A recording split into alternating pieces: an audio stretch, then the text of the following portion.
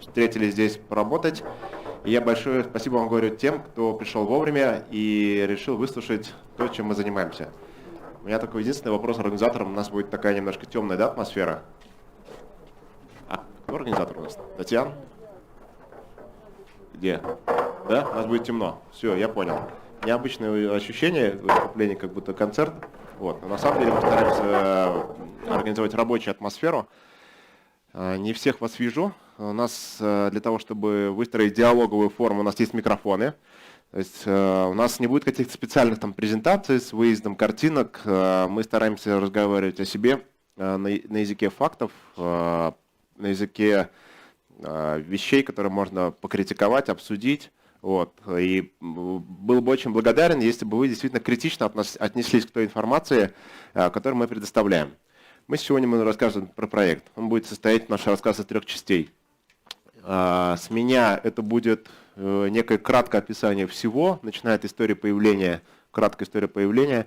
Длинно уже не рассказываю, потому что эта информация есть на официальных источниках, на канале YouTube, в Telegram-канале. Вот. Как появился проект, как он из проекта стал бизнесом. И сейчас с помощью уже, получается, вас, тех людей, которые вас сюда пригласили, это становится сильным бизнесом. Вот. Далее мы расскажем, каким образом мы зарабатываем деньги.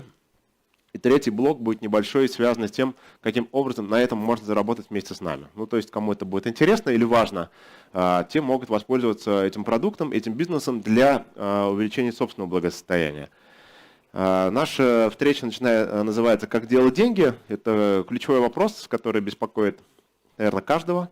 Даже если ты считаешь, что деньги – это не самое главное в твоей жизни, то ты вынужден платить за жилье, за еду, за то, как ты сюда приехал, ты за это тоже заплатил. Даже если ты пешком идешь, то какой-то ресурс на себя потратил, да? Как минимум износил одежду, обувь. Вот.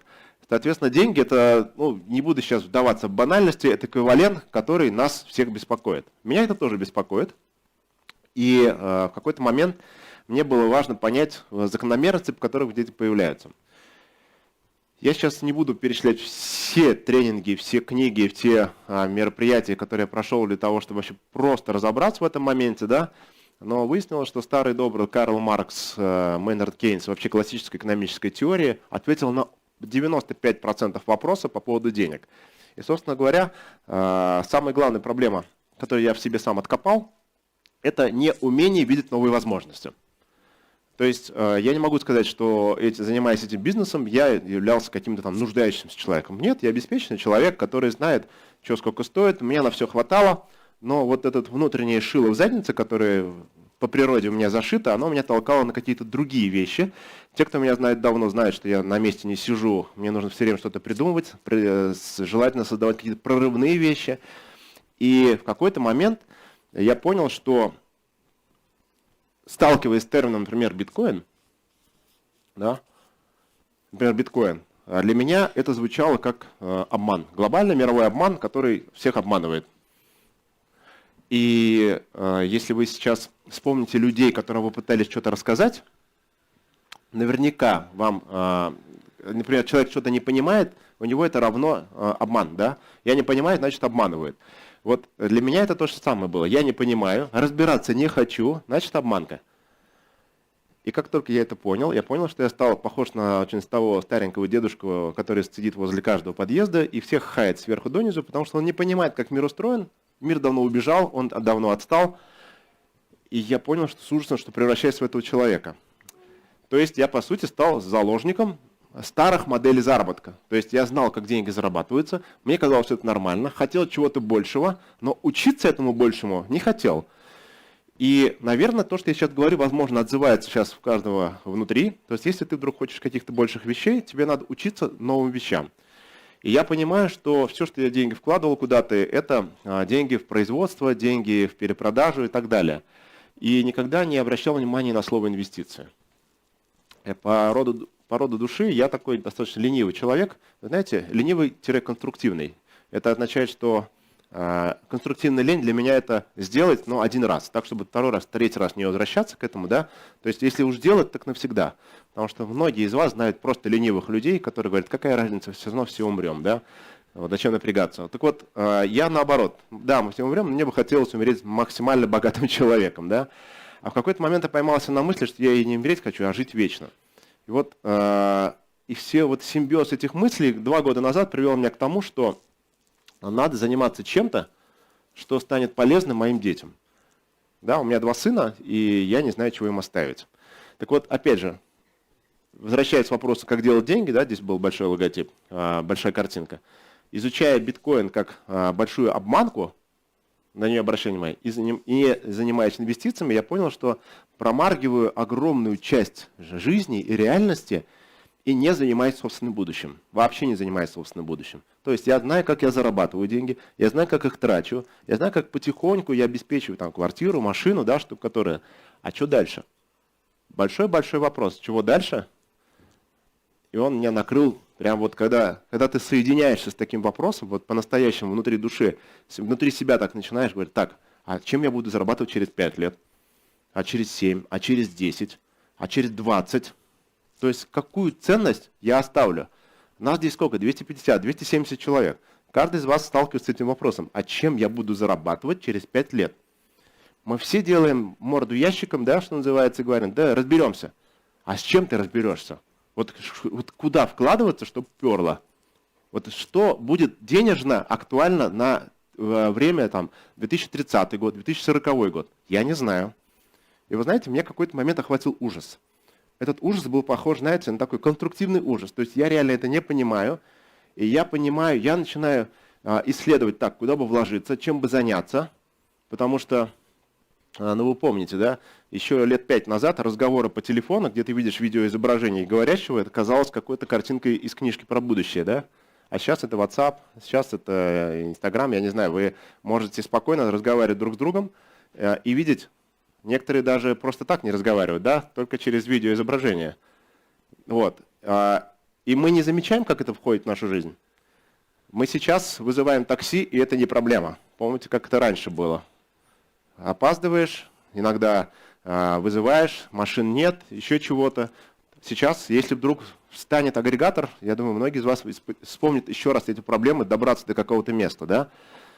Сейчас мы не задумываемся, у нас есть Яндекс такси, у нас есть Uber, у нас есть какие-то разные сервисы, местные какие-то региональные. То есть мир меняется настолько для меня, что я точно понимаю, что я не знаю, чем заниматься. Если я не знаю, чем заниматься, то я начинаю вспоминать принципы закона неопределенности. Неопределенность – это норма. Это одно из правил, которые мы вывели для себя. Сейчас вернусь к мысли. То есть, второе правило – неопределенность – это норма. Та скорость изменений, которая происходит сейчас, она, по большому счету, не дает никаких гарантий. Да? То есть она максимально изменяется, постоянно меняется. Некоторые вещи, которые были, ну, например, на те же там, пейджеры и телефоны, если обратите внимание, вы сейчас смс-ками почти не перекидываетесь, да? Вы перекидываетесь сообщениями внутри мессенджеров. Это большая проблема. В свое время была огромная инвестиция больших корпораций вкладываться в структуру передачи сигнала. А сейчас все вкладываются в структуру передачи интернета. Это означает, что умирают технологии, да? То есть, и какие еще технологии через 10 лет умрут, я не знаю. Представьте себе, что эти авиатакси, которые существуют сейчас, да, дроновые такси, это означает, если они реально сейчас войдут в наш быт, а это, наверное, перспектива 5-7 лет, судя по тем вещам, которые я видел, да, по исследованию, это означает, что лет через 10, пусть даже я ошибусь на 10 лет, там 10-15, означает, что люди будут жить не там, где удобно, да, не в пригороде возле дорог, а там, где удобно. Это означает, что агломерация городов может поменяться. А это автоматически означает, что, возможно, земля возле городов, самая дорогая, где селятся там элиты, да, городские, любые, она может стать абсолютно бесполезным куском земли. Туда никто не поедет.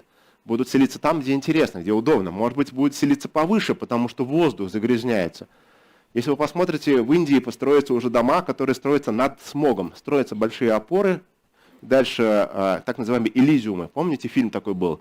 Спутник вокруг Земли, на котором были новейшие технологии для лучших людей планеты, да, где был свежий воздух, технологии медицинские. Вот что-то подобное сейчас начинает появляться. И я понимаю, что живу в абсолютной неопределенности, меняются технологии, и чем ценно, чем заниматься, непонятно. Я понял, что второе правило, вернее, первое, оно для меня стало, гарантии нет. Чем бы ты ни занимался, это не гарантирует, что это всегда будет тебе приносить доход. То есть, чем бы ты ни делал. И эта мысль, она, с одной стороны, тревожная, и хочется от нее подальше, хочется вложиться во что-то, что вот тебя беспокоить никогда не будет, да? Потому что мозг-то существо у нас такое, оно же, мозг заботится об экономии энергии, да? Чтобы ты не потратил энергию, лишнего думать не хочет. Поэтому наш мозг требует гарантий, и поскольку их нет, мы каждый раз расстраиваемся, что вот только начали заниматься одной деятельностью, а тут хоп, и рынки схлопнулись, хоп, что-то поменялось, например, технология устарела, надо чем-то другим заниматься, опять надо напрягаться, что-то искать. Да? Поэтому человеку, наоборот, хочется гарантий, хочется, чтобы было все определено, и хочется, чтобы навсегда. У нас есть третье правило – нос по ветру. Вот если ты живешь по этим правилам, я так решил для себя. То есть это вообще не обязательно, это не в смысле там инструкция к поведению, да, но просто когда ты проживаешь собственное утро с тем, что ты понимаешь, что что угодно может быть на этом свете, гарантии нет, все может поменяться. Еще позавчера количество антисептиков, которые не продавалось с полок, да, сейчас это просто ликвидный самый товар, наверное, да, на Озоне его можно купить в 10-15 раз дороже, или маски, да. То есть поменяться может что угодно. И неопределенность – это норма, нужно держать нос по ветру. Я решил держать нос по ветру, поскольку я не знаю, что у меня завтра, но я бы очень хотел это создать, да? Но я не знаю, чем я буду заниматься, но я буду создавать вероятности, я буду создавать какие-то попытки заработать для того, чтобы было что передать детям. Это будет актуально на тот момент, когда я этим буду заниматься. Не факт, что это будет вечно, да? Но сейчас это и есть, и мы этим занимаемся. Я буду держать нос по ветру. Мой нос по ветру говорит: дорогой, а ты что-то прозевал кучу всяких ситуаций, которые на рынке произошло. И я начинаю понимать, что биткоин, даже если я не понимаю, что это такое, даже представить себе, что это какой-то черный ящик. Черный ящик на языке инженеров это есть такой некий объект с определенными свойствами, которые ты не понимаешь, но он имеет какие-то свойства. Так вот, есть некий черный ящик, я не понимаю, как он работает, но за него готовы отдать деньги, и в обе стороны. Может быть, в этом разобраться? Но, грубо говоря, если денег не в том, чем я занимаюсь, либо их мало и стало меньше и стабильно, а я хочу больше, может пойти туда и начать учиться тому, что я не понимаю. И выяснилось, что биткоин, оказывается, это целый инструментарий, интересный большому числу людей в мире. На разнице биткоинах можно зарабатывать от 5 до 7% в день. Ну, блин, для меня 5-7% в день это звучало, как, знаете, как пирамида. Откуда эти деньги, да? И выяснилось, что в моменте, вот если я не опираюсь, мой мозг искал так, купил, и чтобы он всегда был 5-7% в день. Так не бывает. Это просто жизнь устроена как неопределенность, да, большая. Начал в этом разбираться, начал зарабатывать с помощью партнеров. Один из этих партнеров будет сегодня рассказывать о том, как устроен наш кэшбэк-сервис. Это чуть, когда мы будем рассказывать о продуктах. Вот. И начали на этом инструменте делать 5-7% в день. Все очень просто. Это было похоже на для меня. Пацаны до сих пор ржут с моими сравнениями, потому что я же в этом до сих пор не очень понимаю. Да, блокчейн на блокчейн, что это? Практически ругательство. Для меня это как было? Вот купил оптом, в розницу продал. Купил оптом, в розницу продал. Только складов не надо держать, персонал не надо нанимать и так далее. Оптом покупали битки и в розницу распродавали. На Local Bitcoins, тогда, когда он был в расцвете, у нас стабильности опять нет никакой, да, это еще один. У нас даже за этот год ситуация с нашей школой, где мы обучали этой технологии, поменялась. Вот. Но это была хорошая школа, чтобы понять, что это возможно. То есть это возможно, я вживую видел, с карты ушло 100, пришло 107. Ну, то есть это же неоспоримый факт живых денег, и я понимаю, что доходность иногда приходила даже до 20% в день. И это был целый один инструмент. Мы на него молились до тех пор, пока мозг не включился. А именно, мозг включился, потому что у меня же собственные правила-то, они же никуда не делись. Их каким-то образом надо вспоминать периодически. Нет гарантий. То есть опираться на это как на единственный инструмент раз и навсегда нельзя. И, повторяюсь, а мы умели зарабатывать неважно на каком курсе. Падающий, растущий, это абсолютно было неважно. В любом моменте ты всегда мог заработать, оптом купил, в рознице распродал. Это всегда разница была. И я понимаю, что данная вероятность это 50 на 50. чем бы ты ни занимался. Вот сейчас ты любую деятельность, которую сейчас вспомнишь, что бы ты ни делал, это твоя вероятность 50 на 50. Сетевым ли ты бизнесом занимаешься, производством ли ты занимаешься ли ты чем-то, не знаю, рисованием, пытаешься это продать. У тебя всегда это 50 на 50. А мне такая вероятность не нравится. Получилось, не получилось. Да? Вот не нравится. Я хочу эту вероятность свести к нулю. Я хочу, чтобы у меня была 100%, либо стремящаяся к 100% вероятность. Математики не дадут соврать, для этого нужно увеличивать количество попыток. То есть, спрашиваю я своего партнера, все классно, но мы же не можем быть уверенным в том, что это будет навсегда. А давай мы снизим вероятность того, что это исчезнет. Добавим второй инструмент, который способен делать 5-7% в день. Сначала звучит дико, а потом ты понимаешь, что это люди находятся на фондовых рынках. Так мы знакомимся с Форексом и специалистами, которые умеют это делать. Делают ли они это каждый день? Стараются. Получается ли это? Не всегда. Да? Что дальше получилось?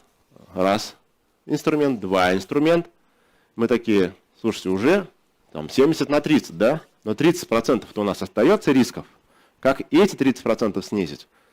Добавлять еще один инструмент. Так мы знакомимся с Чикагской сырьевой биржей, об этом сегодня тоже обязательно расскажут, который дает там, от 5 до 7% в день. Может давать, а может не давать. То есть если правильно интеллектуально подойти к работе. И мы начали свой капитал просто дробить на части.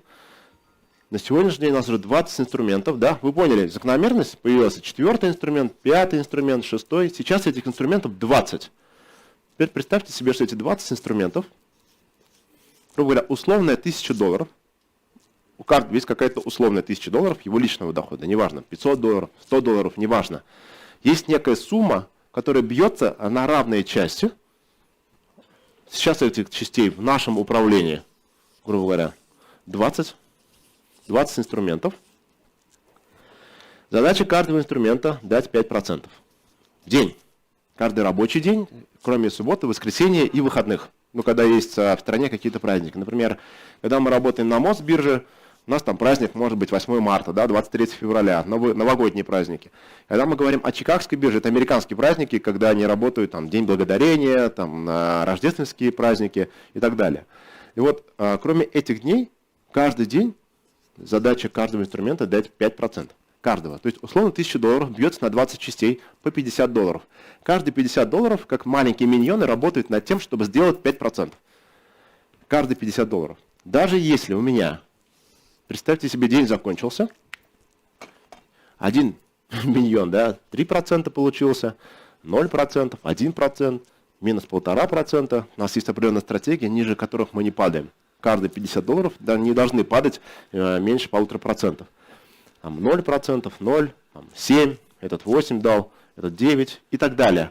Опять 0, 0, 0, например, да? Даже если у меня половина инструментов не дали ничего, какая-то часть провалилась, то в пересчете на всю эту 1000 от 2 до 3% компания может заработать на это 1000. То есть в пересчете. Сегодня эти не сработали, зато сработали эти. Завтра в этой же последовательности эти, наоборот, сработали, а эти не сработали. И так далее. То есть каждый день в пересчете на каких-то процентов получается, что общая доходность на это 1000 может составлять от 2 до 4%. Ну, бывает 5-7, но мы сейчас говорим не о суперпрофессионалах, да? Мы сейчас говорим о людях, которые могут ошибаться чаще, чем там, другие. Хотя некоторые суперпрофессионалы, сегодня примеры этих суперпрофессионалов мы покажем, вот, но нам бы хотелось опираться на средневзвешенные стратегии, да, рискованные. Так вот, представьте себе, что этот инструмент работает каждодневно, и ты выходишь уже на вот эту доходность. Когда мы поняли, что мы это умеем, на нас вышли просто люди, которые хорошо понимают в сетевом бизнесе. И говорят, только компания в России, которая пришло, собрало денег, закрылась. Пришло, собрало денег, закрылось. Вы не приходите, вы не собираете денег, вы просто работаете. Но вы показываете по факту, что вы это делаете. Вы не представляете, какое количество скептиков, какое количество очень умных трейдеров приходило к нам на разные конференции в разных городах, пыталось с нами бодаться, но против цифр не попрешь. Я сейчас рассказываю, меня сейчас завалить как нефиг делать. Я не трейдер, я не специалист по торговле, меня завалить терминами и так далее. Но я предприниматель. Я смотрю депозит до и депозит после. Да? Это лучший разговор для моих денег. Я по-другому не понимаю. глубже понимают ребята, которые будут выступать. Поэтому на сегодняшний день у нас есть базовый продукт. Помните, как те, кто старше 80-го года рождения, помнят, было такое понятие, как научный коммунизм. У него есть такое понятие, как базис и надстройки. У нас есть базис, на котором мы надстраиваем все остальное. Базис является наш индекс. Индекс CTI. Этот индекс кратно $1000. Работает следующим образом. Когда партнер регистрируется на сайте, он может приобрести этот индекс шагом в $1000. То есть, если он хочет приобрести там, 2 индекса, то он будет платить $2000. Хочет 3 индекса, он $3000 платит. Пока у нас эта цифра 1000. Вот, один индекс стоит. Как он работает? Это 1000, называется, раскидывается, опять же, по 20 частям, как я уже показывал. Да? Это вот все, что я рассказал, это и есть работа индекса, это наш базис. Но заработанные деньги делятся на 3 части. Первую часть это инвестор забирает, вторую часть забирает трейдер, третью часть забирает компания. И есть у нас 4-я часть, 10%, резервный фонд. Треть забирает компания, треть забирает трейдер, треть и 1/3 начисляется инвестору. Максимально честный разговор создается. Поскольку мы все помним, что гарантий нет, да? Но есть возможность у нас по ветру. Вот есть возможность зарабатывать на том, что умеют эти ребята. Они это покажут сейчас фактически, и я нисколько не претендую на то, чтобы сказать, что это безопасно. Нет, это рискованно, вот, но риски сведены к минимуму с помощью математики. Просто мы так устроены. То есть, если среди вас есть люди, которые вкладывают в недвижимость, вкладывают там, в золото, еще куда-то, да, но когда я вкладываю в такие объекты, меня корежит, мне прям мозг сносит. То есть, мне очень сложно по психике, то есть, вложить там 10 миллионов и получать там, по 10 тысяч рублей в месяц. Но для меня это просто капец, то есть я не могу так. То есть я ищу варианты, я лучше создам 10 инвестиций по миллиону и заработаю с каждой из них там, по 100 тысяч, да, попробую. Из них там половина провалится, но в пересчете на всю инвестицию я буду зарабатывать от 20 до 30% в месяц. Вот так мне охота. Вот так устроены мы, так устроена наша компания, так устроены наши ребята, так устроена вообще вся машинка по созданию продукта. Zefinica.com. Да, кстати, забыл. Вот наш сайт. У нас есть сайт, мы продвинутая компания. Вот, zefinica.com. Название ничего не означает. Надо было хоть как-то обозначить то, что мы начинали, как любой стартап. Давайте как назовемся. И название максимально не похоже на финансы, да, финика. Ну, какие тут финики. Вот, это потом мы начали придумывать это финансы и компания. Короче, вот на этом сайте вы можете приобрести кнопочку «Индекс» стоимостью $1000, который работает ежедневно, кроме субботы и воскресенья, и выходных праздников, и выдает 30% от заработанных денег. Еще раз, гарантии нет, мы все складываемся во имя возможностей. Так уж вышло, что к вашему приезду сюда, вернее, к нашему приезду сюда, к вам, мы прошли стадию, когда очень многие выступающие, когда мы выступали, к нам приходили, оппонировали владельцы так называемых роботов, роботизированной торговли. Мне сейчас до сих пор периодически скидывают скрины со слитыми счетами. Мы всегда были немножко против роботизированной торговли, в связи с тем, что если вдруг рынок поменяется, эти роботы сливают с большей гораздо скоростью, чем то, что зарабатывают. Так произошло в 95% случаев из того, что мне прислали. А у нас мы заработали еще больше. Почему? Потому что человеческий фактор и способность видеть рынки, об этом вы можете позадавать вопросы, как вы это сделали, позволили нам даже в кризисные времена зарабатывать там, от 0,8 до 1,2% в день для наших инвесторов. И это подтверждается нашими выплатами, и это подтверждается статистикой в электронных кабинетах тех партнеров, которые вас сюда пригласили. Как мы это сделали, вы сейчас увидите в следующем блоке выступления. После меня будет выступать Эдвард. Он отвечает за то, что у нас появлялись эти психи, которые, ну, я называю их хулиганы от фондового рынка, да, которые способны генерить эти деньги по нашей модели безрисковости. И нам показалось это мало. В какой-то момент у нас есть цель определенная, капитализация компании в $300 миллиардов. Это цифра, вокруг которой крутятся разные группы людей у нас внутри. Кому-то важно войти в топ Уолл-стрита, да, в топ-10 Уолл-стрита. Кому-то важно на эти деньги там, капитализировать и построить следующий объект. Да? Вот, поэтому сбор разных интересов разных людей вокруг одной цели позволяет вам предложить следующее. Мы вдруг задались вопросом. Индексы – это прекрасно. Инвестиции – это здорово. Но, а зачем инвестиции? По какой причине люди все говорят об инвестициях, но на самом деле инвестированием не занимаются? Да по той же самой причине, по которой они решают, что они перестают курить и продолжают курить. По той же самой причине, по которой они решают, что я хочу начать бегать или худеть, и не худеют, или не бегают. Да? Это называется сменой привычки, то есть смена поведенческих каких-то вещей, начиная с мозговых, заканчивая поведенческим. Что такое инвестор? Я 100% уверен, что вы все прочитанные, прошаренные, кто-то на тренинге ходил, начиная от этих вот «воздвинь руки к небу, и тебе там в чрево пойдет деньги», да, заканчивая конкретными там тренингами по управлению вашими расходами, чтобы понять, где ваши резервы инвестирования.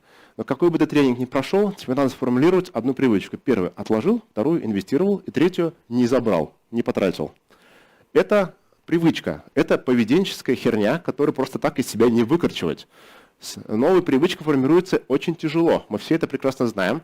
И инвестирование – это всегда новая привычка. Это означает, что твой мозг меняется в сторону экономии, зарабатывания, сохранения капитала, приумножения. А что такое приумножение?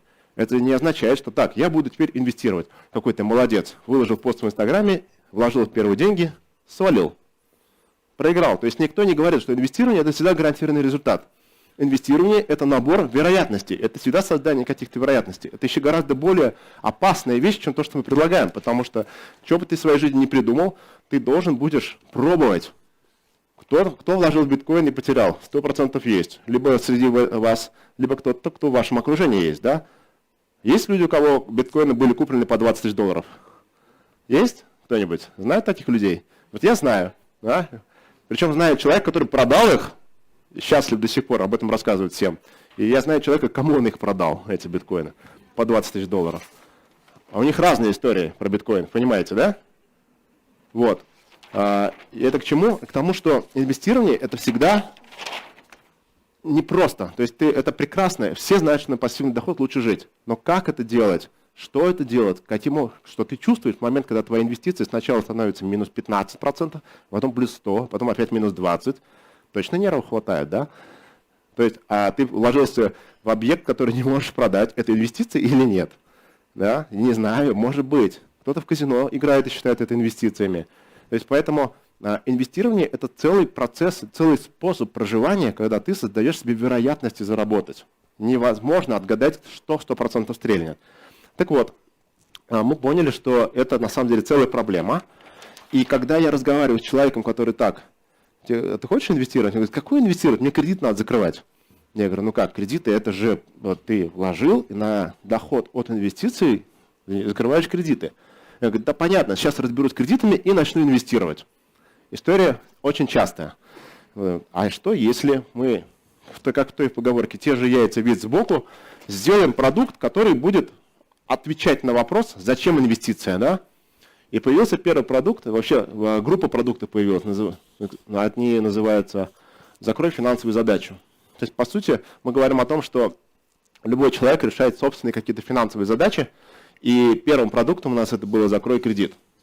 Я очень давно в коллекторском бизнесе, и знаю, что это такой клиент, у которого непогашенные кредиты, либо в процессе оплаты, особенно ипотечники эти вечные, да, рабы финансовые. Я прекрасно понимаю это состояние. И первое, что мне в голову пришло, это закрой кредит за 35%. Как работает программа? Мы говорим о том, что условно у тебя остался 1 миллион. Например, наше предложение. Ты можешь с помощью сервиса thefinica.com закрыть свой кредит за 35% от остатка долга. За 35% остатка долга. Есть у нас слайд с приложением? За 8-10 месяцев. Еще раз. Ты можешь закрыть кредит за 35% от остатка долга за 8-10 месяцев. Как это выглядит? 35% остатка. Все правильно. Ну, тут еще срок надо добавить. В следующий раз вот какую-нибудь плашку такую добавьте. Срок. Потому что оффер должен быть. А 35% остатка всю жизнь. Например, да? Тоже не очень. За 8-10 месяцев. Как это работает? Условно говоря, ты торчишь 1 миллион. Решил, что тебя это больше не устраивает, и ты решил разобраться с этим вопросом.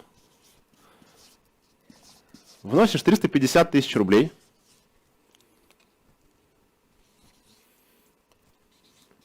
И забываешь про кредит. То есть, что происходит после этого дальше? Компания ежемесячно, условно говоря, ты должен 1 миллион, условно говоря, этот платеж по этому миллиону, ну, не знаю, возьмем среднесрочный какой-нибудь, 3 года тебе осталось платить, и платишь ты каждое там 23 число, условно говоря, 23, по 35 тысяч рублей. Цифры условные. Я просто сам принцип показываю. В зависимости от процентной ставки, в зависимости от срока кредита. А если это ипотека, то значит ты еще 15 лет платишь, но уже платишь по 18 тысяч рублей, да? Вот. То есть неважно, сам принцип. 1 миллион остался должен, платишь ты какое-то конкретное число. Это обычно прописывается в твоем графике внутри приложения. Платишь по 35 тысяч рублей. Заключаешь контракт с компанией на 350 тысяч. Что происходит после этого? Каждое... То есть 23, да? Каждое 22, 21 число, то есть на сутки двое раньше до твоего платежа, ты получаешь 105 тысяч рублей на счет. Из них, как ты видишь, 35 у тебя уходит на погашение текущего платежа, и остаток, то есть 70 тысяч, идет в погашение, досрочное погашение суммы остатка долга. То есть в 35 там какая-то сумма стоит, и еще сверху 70 вычитается. Получается так, что 8-10 месяцев, и твой долг закрывается. Вот так работает программа. Вообще проблема нашего бизнеса в том заключается, что у нас все презентации очень короткие. Каждая презентация по полминуты, сейчас вы это поймете. Оставшееся время мы объясняем, почему это реально. Вот. Еще раз. 1 миллион должен, 350 тысяч ты вносишь, платим мы на сутки раньше до твоего платежа, списывается твой текущий платеж, то, что обязательно должно быть, да, на счету у тебя, и 70 тысяч рублей, или там остаток, то есть сумма, которую мы тебе перечислили, минус текущий платеж, то есть та сумма, которая остается, идет в досрочное погашение этой суммы. Единственное неудобство, тебе надо лично либо в банк прийти, либо кнопочку в своем приложении нажать, чтобы этой суммы тебе зачли. А иначе она у тебя просто копиться будет, и сумма уменьшаться не будет. Очень важно, чтобы эта сумма уменьшала этот долг. Те, у кого кредиты есть, знают, что это такое, досрочное погашение. Нужно дополнительно либо заявление, либо прийти в банк, написать досрочное погашение, либо кнопочку нажать. Все, продукт работает. На сегодняшний день у нас там 900, что ли, человек, если не ошибаюсь. Я уже отстал. 1500 клиентов, которые... Нет ни одного, который бы что-то не получили. Они досрочно погашают кредиты, и у нас будет самая счастливая на свете бывшая ипотечница. Через сколько платежей? Через 2 платежа у нас месяц один.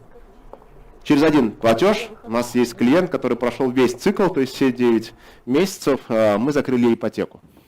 Выражение лица человека до заключения договора и в процессе заключения договора, и я думаю, после завершения договора, мы хотим это вообще фото обои выставить, уровень несчастности повышенный, уровень несчастности снижен и уровень счастливости максимальный, да? То есть, чтобы вы понимали, что такое уровень несчастности, я этот случай использую как кейс. У нее, она заключила договор в 35 лет на 30 лет. Да? На 30? На 40? Ипотека на 40, такие бывают. Ну, короче, я просто... Она, видимо, тоже это экстраполировала, и когда поняла, что все, можно уже закрываться, в 75 или 80, тебе нахер эта однушка не нужна, да? Вот это очень хорошее решение. Далее. Зачем еще инвестиции, да? Мы пошли дальше. Какие у нас еще финансовые задачи есть у человека? Ну и все, и пошли по поверхности. Купить квартиру надо? Надо. Машину надо? Надо. Вот мы ввели следующий продукт. Это квартира за 35% от стоимости. Либо автомобиль за 35% от стоимости. Как эта программа работает? Опять же, обратите внимание, с точки зрения, если вы думаете, чем заниматься, например, есть у вас свободное время, и вы хотите дополнительных денег заработать, вы рассмотрите, пожалуйста, нашу компанию, потому что рассказ о том, что такое наш продукт, он очень легко делается. То есть мы не придумываем какие-то потребности, пытаемся под них засунуть продукт, да? Например, знаете ли вы о скрытых, не знаю, клещах, которые грызут изнутри, вот поэтому наша смазка, да? покупайте. То есть у нас все просто. Хочешь купить квартиру, пожалуйста, это каждый хочет. Каждый хочет переехать в какую-то квартиру подороже, получше, по объемнее, да, либо себя избавить от детей, да, повзрослевших, либо наоборот, родителей уважить и дать им как то жилье, на котором ты мечтаешь, например, да? Ну, вот я про себя рассказываю. Так вот, для этого есть программа «Квартира за 35%», либо «Автомобиль за 35%». Как она работает? Механика. И та, и другая одинаково, неважно. Представим себе, что ты хочешь машину стоимостью 3 миллиона. Может быть такое? Может быть. Итак, искомый объект твоей цели стоит 3 миллиона рублей. Раз. Предложение от компании. Вносишь 1 050 000, то есть 35%. Ну, там есть еще мелочи там, на сопровождение. Нам офисный 1% еще и сопровождение 10 тысяч рублей. То есть сумма не критично больше, сам принцип, да? 1 050 000. Далее. Проходит 120 дней. Следующий шаг. Где-то на 120-й день ты получаешь 3 миллиона. Покупаешь авто или квартиру. Ну, давайте мы сейчас про авто говорили. Покупаешь авто. И, соответственно, ты становишься собственником без обременений, без очередей. Это очень важно. Подчеркиваю это, без очередей. То есть мы не кредитно-потребительский кооператив, который занимается... Ну, это, знаете, как кредитные некоторые КПК называют как бы узаконенной пирамидой, да, то есть, которые собирают денег, и потом вам честно говорят, ждите, и будет вам машина, ждите, и будет вам квартира. Здесь мы этого не делаем, то есть мы работаем с любым клиентом и с его деньгами по вот этой модели распределенных рисков, которые позволяют нам зарабатывать, да, автоматическая система зарабатывания наших денег. Вот. И дальше вы покупаете этот автомобиль, плюс показываете нам документы, что вы это сделали.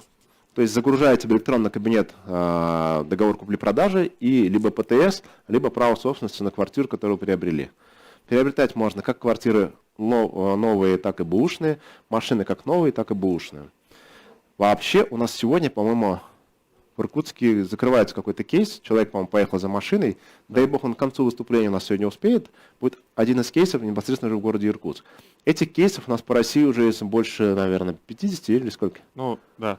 Где-то больше 50 кейсов, потому что этот продукт мы открыли только в ноябре, людей, с помощью денег которых люди сделали себе квартиру и машину. Вот это вот продукт, понятный какой? Очень просто. Еще раз. Хочу я квартиру, либо машину стоимостью 3 миллиона. То есть это может быть 10 миллионов, да? Это может быть 15 миллионов. То есть в зависимости от ваших целей и ваших возможностей. Взнос в то, что я хочу, ключевая цифра еще одна, это 35%. От 3 миллионов это 1 050 000. От 6 миллионов это 2 100 000. Понятно, пропорционально. 35%. Далее, еще одна ключевая цифра, 120 дней. На 120 день у вас формируется сумма в 3 миллиона. То есть, например, искомые цели. И второе, деньги на налоги. Очень важная вещь, об этом я буду, наверное, говорить отдельно.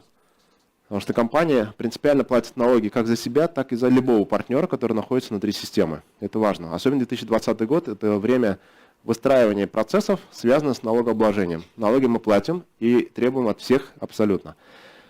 Для того, чтобы наш партнер, то есть участник сервиса thefinica.com не почувствовал это как обременение на себя, да, для многих это прям проблема, мы ввели это правило следующее. Мы формируем вам дополнительную сумму на налог, разница между 3 миллионами и 1 050 000, то есть сумму вы внесли, чтобы у налоговой не было к вам вопросов, откуда вы с суммой 1 050 000 вдруг купили недвижимость, то мы формируем налог, который позволяет вам честно отчитаться и справку 3 НДФЛ получить. Очень важный документ. Те, кто в этом еще не разбирается, поверьте, это очень важно, чтобы к вам не было вопросов. Вот. Сколько там получается сумма? 13% от 260 тысяч. 260 тысяч. Для тех людей, которые являются индивидуальными предпринимателями, либо самозанятыми, то есть стремятся к минимизации суммы налога, у нас готовится сервис для учета ваших особенностей по налогообложению. Вот. Пока в базе это 13% подоходного налога вас как физического лица. Еще раз, покупается квартира 3 миллиона, взнос 1 050 000, 120 дней проходит, плюс налоги 260 тысяч рублей, сумма 3 260 000 находится у вас. Вы покупаете автомобиль либо квартиру, вы являетесь сразу собственником, мы не вмешиваемся в ваши процессы, вы сами это делаете, вы просто нам отгружаете документы, подгружаете, что вы доказываете, что вы сделали эту покупку с помощью нашего сервиса. И вы это делаете без очередей, без обременения и сразу становитесь собственником. В этом заключается продукт. Мы пошли дальше. Мы подумали, что квартира, машина – это не только то, что нужно нашим клиентам, нашему партнеру. И мы захотели сделать какие-то вещи более удобными. И пришли к пониманию, что нужен сервис, который финансирует ваши текущие затраты. Например, кто-то из вас 100%, мужчины 100% хотели бы, наверное, свой дом, женщины 100% хотели бы какой-то свой дом. Не только квартиру, а именно дом, какой-то уютный дом, который стоит там, от 3 до 5 миллионов. Да, если вы на свои деньги строите, это всегда дешевле, чем покупать готовый. И всегда этот дом строится процессно, это какая-то дорожная карта. Сначала мы финансируем, не знаю, архитекторские работы, да, нам должны сдать дизайн-проект дома. Неважно, какой он такой, неважно, дизайн-проект какой-то должен быть, какая-то база. Потом нам надо финансировать заливку фундамента, потом мы покупаем кирпичи, потом мы, либо кто-то брусья покупает, да. Сейчас каждый провалитесь в свой дом, если у тебя есть такое желание. Представьте себе, что ты сможешь этот дом построить в 3 раза дешевле. Почему? Потому что тебе сразу всех денег не надо. Очень часто говорят, мой дом стоит 5 миллионов. Но никогда 5 миллионов сразу тебе не надо. Тебе нужно по 150, по 200, по 300 тысяч ежемесячно каких-то вещей для оплаты текущей дорожной карты строительства дома. Мы так и назвали этот продукт Finica Life. Finica Life. Почему такие англицизмы пошли? Потому что в компании уже на нашем сервисе регистрируется примерно уже в 15-18 странах. Мы уже разговариваем на английском, немножко на китайском, на казахском, естественно, потому что это очень близко, да. Присоединяются бешеной скоростью партнеры из разных стран. Вот сейчас требуют завести страничку на немецком. То есть я к чему? Поэтому мы стали название вводить, которые понятно большинству людей на Земле, да. Finica Life – это финансирование жизни, по сути, да. Как он работает? Представьте себе, что ты хочешь построить дом стоимостью 5 миллионов. Тебе нужны выплаты, я не знаю, раз в месяц. А тебе нужно, что еще? Это все. 5 миллионов итоговые, раз в месяц ты выплачиваешь. Система посчитала, говорит, ты внеси, сколько тут получается от 5 миллионов? 1 750 000? 35%. 1 700 000? 1 750 000, правильно. 1 750 000, говорит система, вносишь. И, допустим, раз в месяц тебе нужно какие-то выплаты делать, да? Грубо говоря, если раз в месяц система посчитает, что 5 миллионов побьет тебе на 12 кусков и будет выплачивать. И 400 тысяч. Поскольку? 400. По 400, да? Приблизительно по 400, 350-400 тысяч. Есть нюансы. Например, ты просишь раз в месяц, некоторые могут попросить раз в квартал деньги выгружать. Тогда итоговая сумма может быть побольше, да, то есть реинвеста побольше. То есть система будет себе предлагать какие-то оптимальные варианты, но представим себе, что раз в месяц ты будешь снимать 400 тысяч рублей на финансирование своего дома. Загрузил и начинаешь строить. Так, чтобы к 12 месяцу полностью система с тобой рассчиталась, и ты получил 5 миллионов, и по сути за 12 месяцев можно построить более-менее внятный какой-то домик, который точно будет радовать тебя все оставшееся время. Либо не тебя. Например, для меня было важно в свое время, у нас есть дача, ровесник моего брата. Дача появилась, когда у меня брат родился, папа принес в роддом ключи от дачи, и мама, в общем, для мамы это был подарок такой, да. И у меня какой-то внутренний загон был по поводу того, что дача устарела, хотелось что-то вот, а она прям очень много времени там проводила.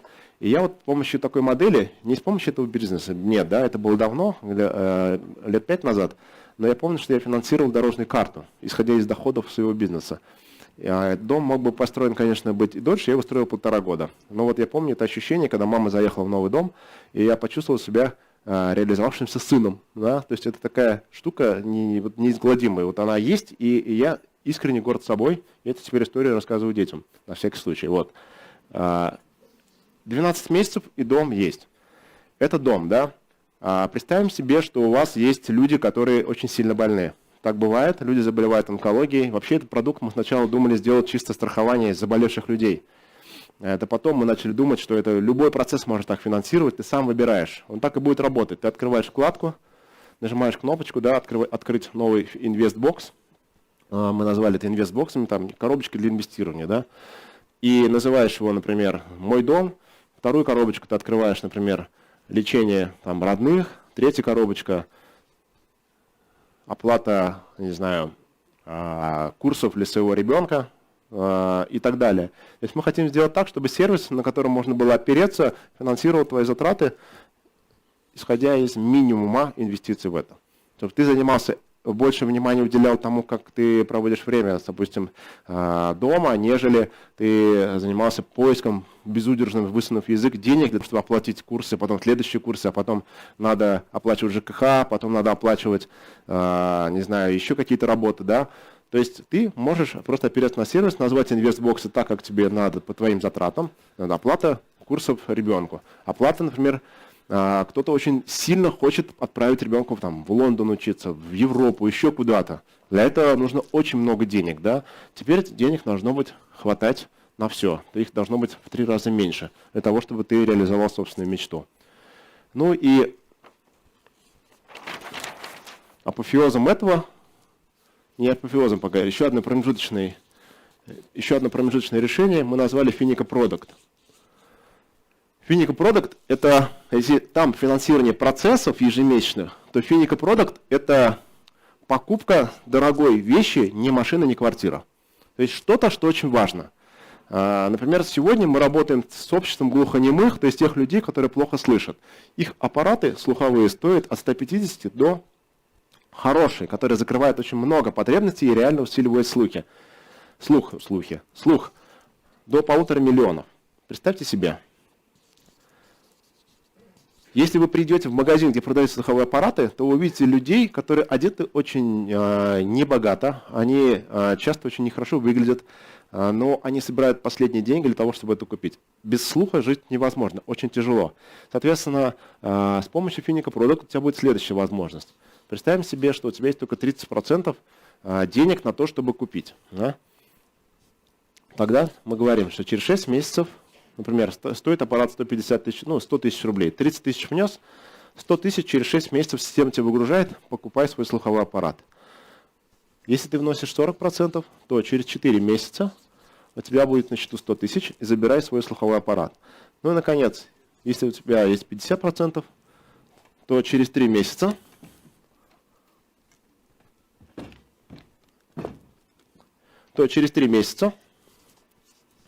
у тебя будет 100 тысяч. То есть Finica Product работает следующим образом. Рассчитывает твой первоначальный взнос, рассчитывает срок, который ты готов дождаться собственного товара, а дальше покупай свой товар и загружай документы, что ты это сделал. Нам очень важны истории о том, что это происходит. Вместо слухового аппарата, как вы понимаете, может быть что угодно. У кого-то мечта iPhone. Пожалуйста. Ребенок, можно ему визуализировать. Например, я сейчас со своим старшим сыном о чем говорю? О том, что очень важно научиться что-то сделать, подождать и потом получить результат. А что такое подождать? Это подождать надо визуализировать как-то, да? И для вас это будет хорошая возможность чего-то визуализировать, чтобы ожидать, да? Там будет счетчик, который будет показывать, сколько времени осталось до получения заветной суммы для того, чтобы что-то купить. Как я опять себе в прошлое, да, свой пример приведу. В свое время, когда ничего не было, я 80-го года, был момент, когда, те, кто постарше, естественно, помнят, что ничего не было. Да? То есть появлялись товары, и была предельной мечтой подростка того времени, это такие сапоги, либо ботинки на рифленой подошве, Гриндерс, либо Дортон Мартинс. Вот. И я мечтал о них. Они стоили дорого, и я просто копил. Я был той самой Finica Product, но который в своем исполнении просто копил эти продукты. То сейчас ребенок может визуализировать и начать думать о том, что такое инвестирование с помощью вот таких вот несложных продуктов. Ну, а для вас это возможность купить какой-то продукт, который вам недоступен сейчас, либо вашей семье, и вы сможете с помощью, рассчитав свои бюджеты и сроки, четко понимать, когда вы это купите. Я на этом готов сделать паузу небольшую. У нас сейчас небольшой блок рассказов, связанный с тем, рассказом, как мы зарабатываем деньги, еще раз повторюсь. Порезюмирую. Начали с того, что непонятно что в будущем, да. Мы сейчас умеем это сделать. Сейчас мы зарабатываем на том, что мы зарабатываем. Для этого есть сервис, который мы максимально адаптируем для людей не с точки зрения фразы про инвестиции, а с точки зрения, а что ты хочешь. Потому что когда ты, представьте себе, кто приходит человек, который заболел, либо родственник, который думает, где найти денег, чтобы вылечить человека, никто же не думает над тем, что такое инвестирование. Они же думают, как найти деньги на то, чтобы онкология, рак вылечить. И ты сможешь всегда поговорить с человеком на языке именно продукта. А давай твое лечение 1,5 миллиона уложимся в 500 тысяч. 500 тысяч достаточно для того, чтобы провести лечение на 1,5 миллиона. Это разговор, который зацепит любого и решит реальный вопрос. И вот такие продукты, базирующие на нашей способности и умении зарабатывать нашей рискованной моделью. А как эта модель работает, я бы пригласил тогда следующего человека. Это. С какой-то его блоком информации. У него все выступления разные. Для того, чтобы понять, как работают вообще наши трейдеры и специалисты по зарабатыванию денег, мы разные скрины в разное время показываем.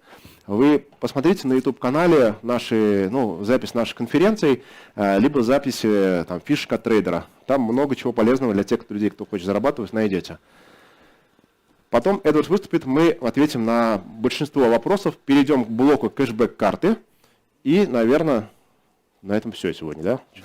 Все, давай. Всем здравствуйте. Меня зовут Эдвард Сабиров. Я занимаюсь трейдингом 11 лет. И, в принципе, считаю себя на данный момент уже не таким уж и плохим трейдером.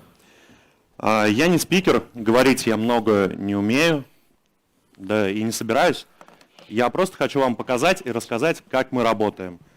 На данный момент у нас разница между Москвой и Иркутском 5 часов. Правильно? Правильно. Можешь, пожалуйста, открыть второй терминал?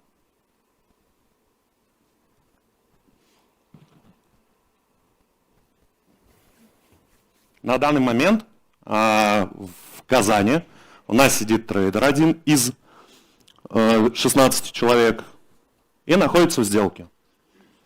Как мы видим, да, поправить что ли? Потому что держать постоянно прикольно. Ага, все. Как мы видим, на данный момент эта сделка прибыльная. На данный момент прибыль составляет $850. То есть он зашел в покупки, поставил сразу же стоп-лосс. Стоп-лосс у него сейчас стоит в небольшой прибыли. И дальше сидит, ждет, пока цена дойдет до его тейк-профита, который находится вот здесь вот.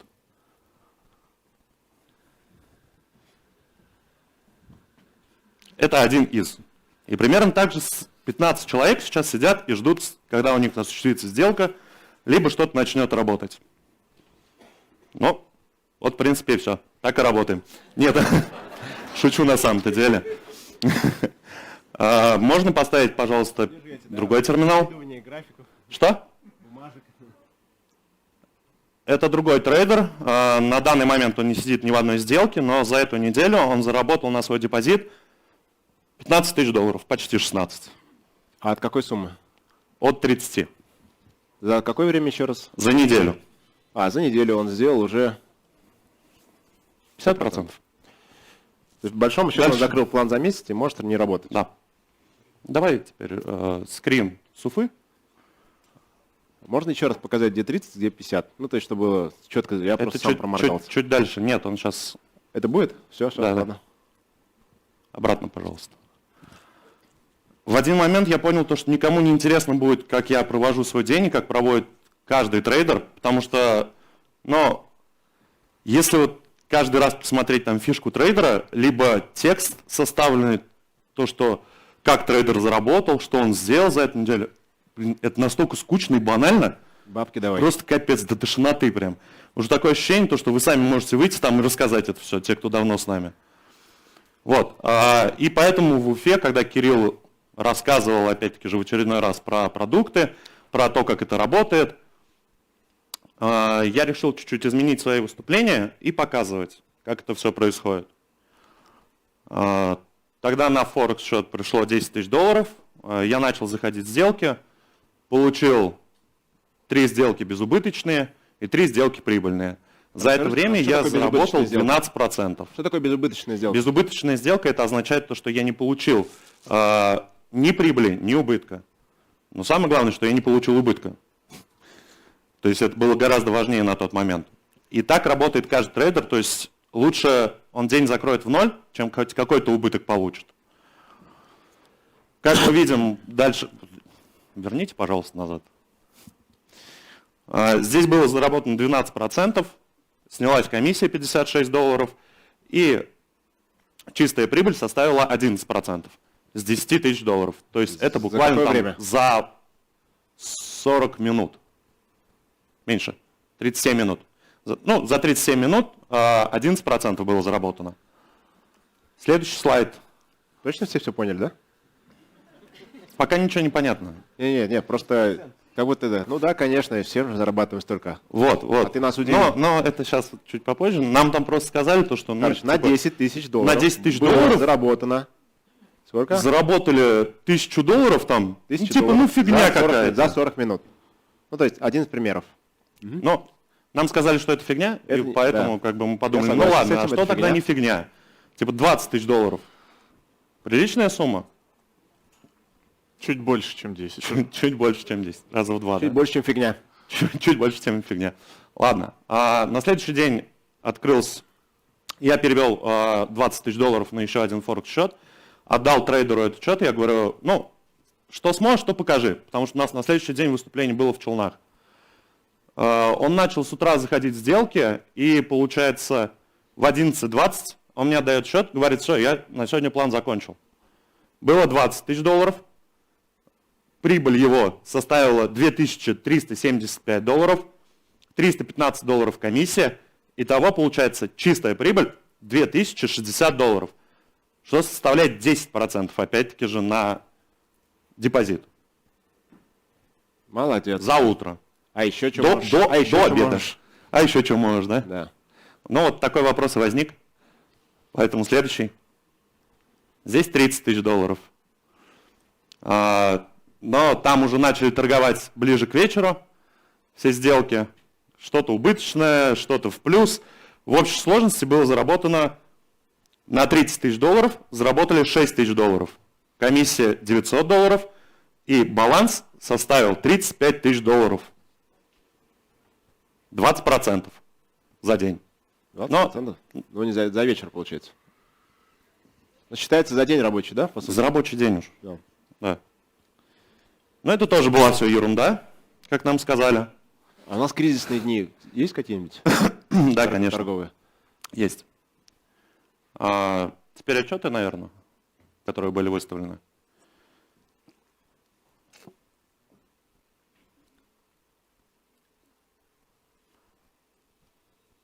Это конец февраля, отчет за неделю.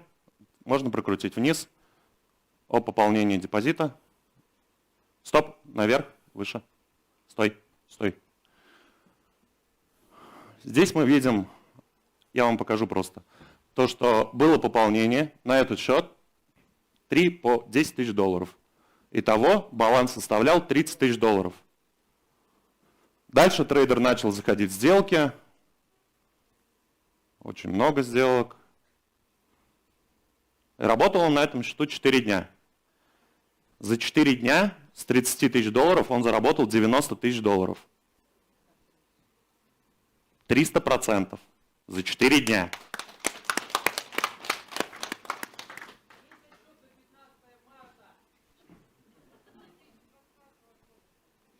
Так, если вы подождете, то, возможно, будет. Сейчас попозже. А это за какие даты? Это февраль, А, февраль. конец февраля. Да, давай дальше тогда. Практически прошлый век. 9 марта. 9 марта это у нас как раз-таки после того, как все роботы посливались и все ахали и охали и кричали нам то, что заработать было нереально. С 9 по 10 количество звонков было нереально. У вас все нормально? Да, можно чуть у вас вниз, всё нормально? пожалуйста. А мы что-то не понимаем. Чуть повыше. Здесь опять было 3 транзакции, 30 тысяч долларов. Теперь в самый низ, пожалуйста. Нам было важно показать, да, что вы вывели еще один счет. Это было за один день сделано. За один день трейдер заработал 200%. С 30 тысяч долларов он заработал 60 тысяч долларов, и баланс составил 90 тысяч долларов. Это как раз именно кризисный Это день. как раз кризисный день, когда там все начали кричать, то, что у нас падение, кошмар, все невозможно.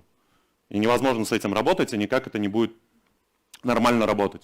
А мы как раз в Алма-Ате выступали, там очень критичное восприятие было вообще всего того, что мы делаем, там архикритичное. Спасибо, тете. Вы смотрели? Да. Ну, Некоторые начали говорить то, что это же Форекс, на Форексе легко зарабатывать, поэтому мы скачали отчет Московской биржи. Да, стой. У нас в отделе работает женщина, ей, наверное, около 50, если я не ошибаюсь. Чуть больше. Если что, Марина... Да простит меня Марина Михайловна. Марина Михайловна, да? Ей в управлении была передана сумма в размере 1 миллиона. И примерно чуть меньше, чем за месяц, она заработала 200%. То есть прибыль ее составила 2 миллиона.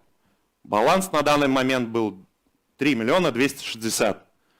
Но потом она на этой неделе, получается, Деталис, который вкладка, да. На этой неделе она еще там чуть-чуть поработала и заработала там еще 400 тысяч.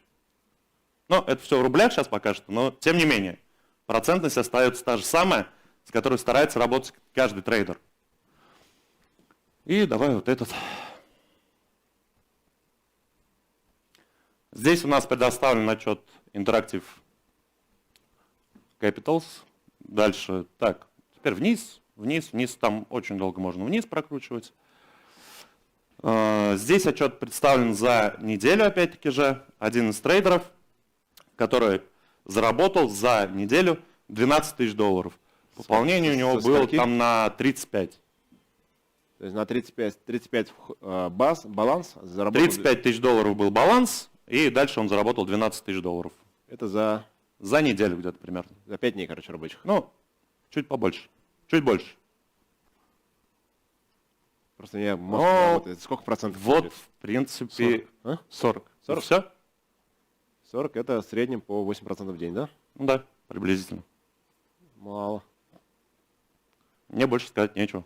Вот теперь вот реально мне сказать нечего. Ну да. Кроме как, я бы хотел еще раз проговорить правила, которые использует компания для трейдеров. И для этого мне можешь включить, пожалуйста, мою презентацию. Как Кирилл уже объяснял, то что каждые деньги распределяются на 21 инструмент. Только он говорил почему-то 20. На самом деле их 21. На 4 разных биржах. И брокеров там не 4. Если брать по отдельности, Чикагская биржа это 3 брокера, AMP Global Clearing, Interactive Brokers и Ninja Trader.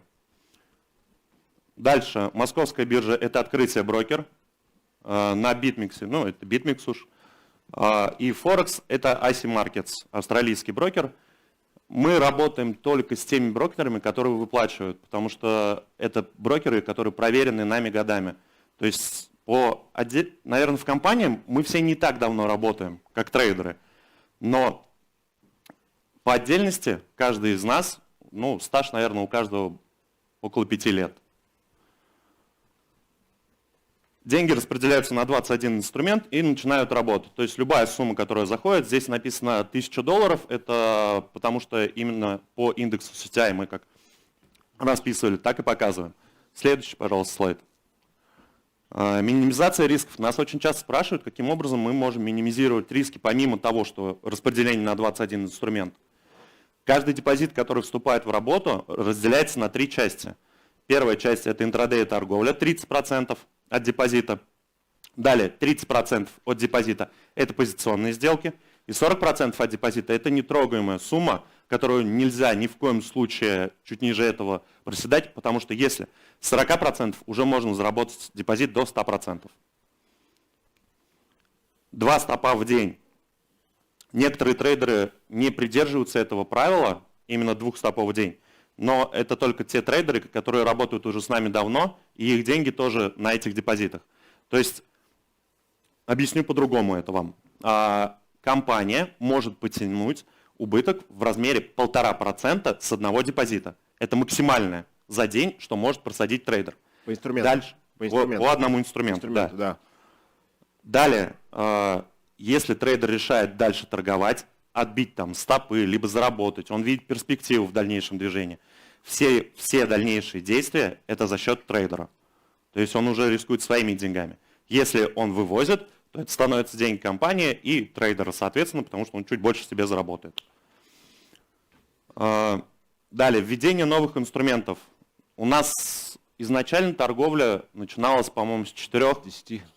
Ну, с 4 начиналось, да, С 4 начиналось, потом все больше и больше. И каждый месяц, Кирилл там, я чуть ли не каждое выступление Кирилл поправлял, то, что Кирилл начинал. У нас 12 инструментов, я говорю, 13. На следующее выступление. У нас 13 инструментов, я говорю, 15. И тут уже просто я не выкрикиваю, я уже просто жду своего выступления, чтобы сказать то, что нет, на самом деле у нас Уже больше 20, инструментов. 21. Я услышал, 21 уже.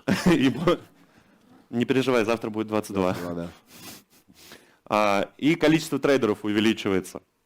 Тем самым это тоже минимизация рисков, потому что каждый трейдер принимает решение сам. То есть, да, мы собираемся все вместе, мы обсуждаем каждые рынки, то есть Форекс рынки, Московскую биржу, Чикагскую биржу, все инструменты разбираем, определяем уровни, но каждый разбегается там за свой монитор и сидит уже, смотрит сам инструмент и уже сам думает, заходить в эту сделку или нет. Ну, риск стопов за счет трейдера я объяснил.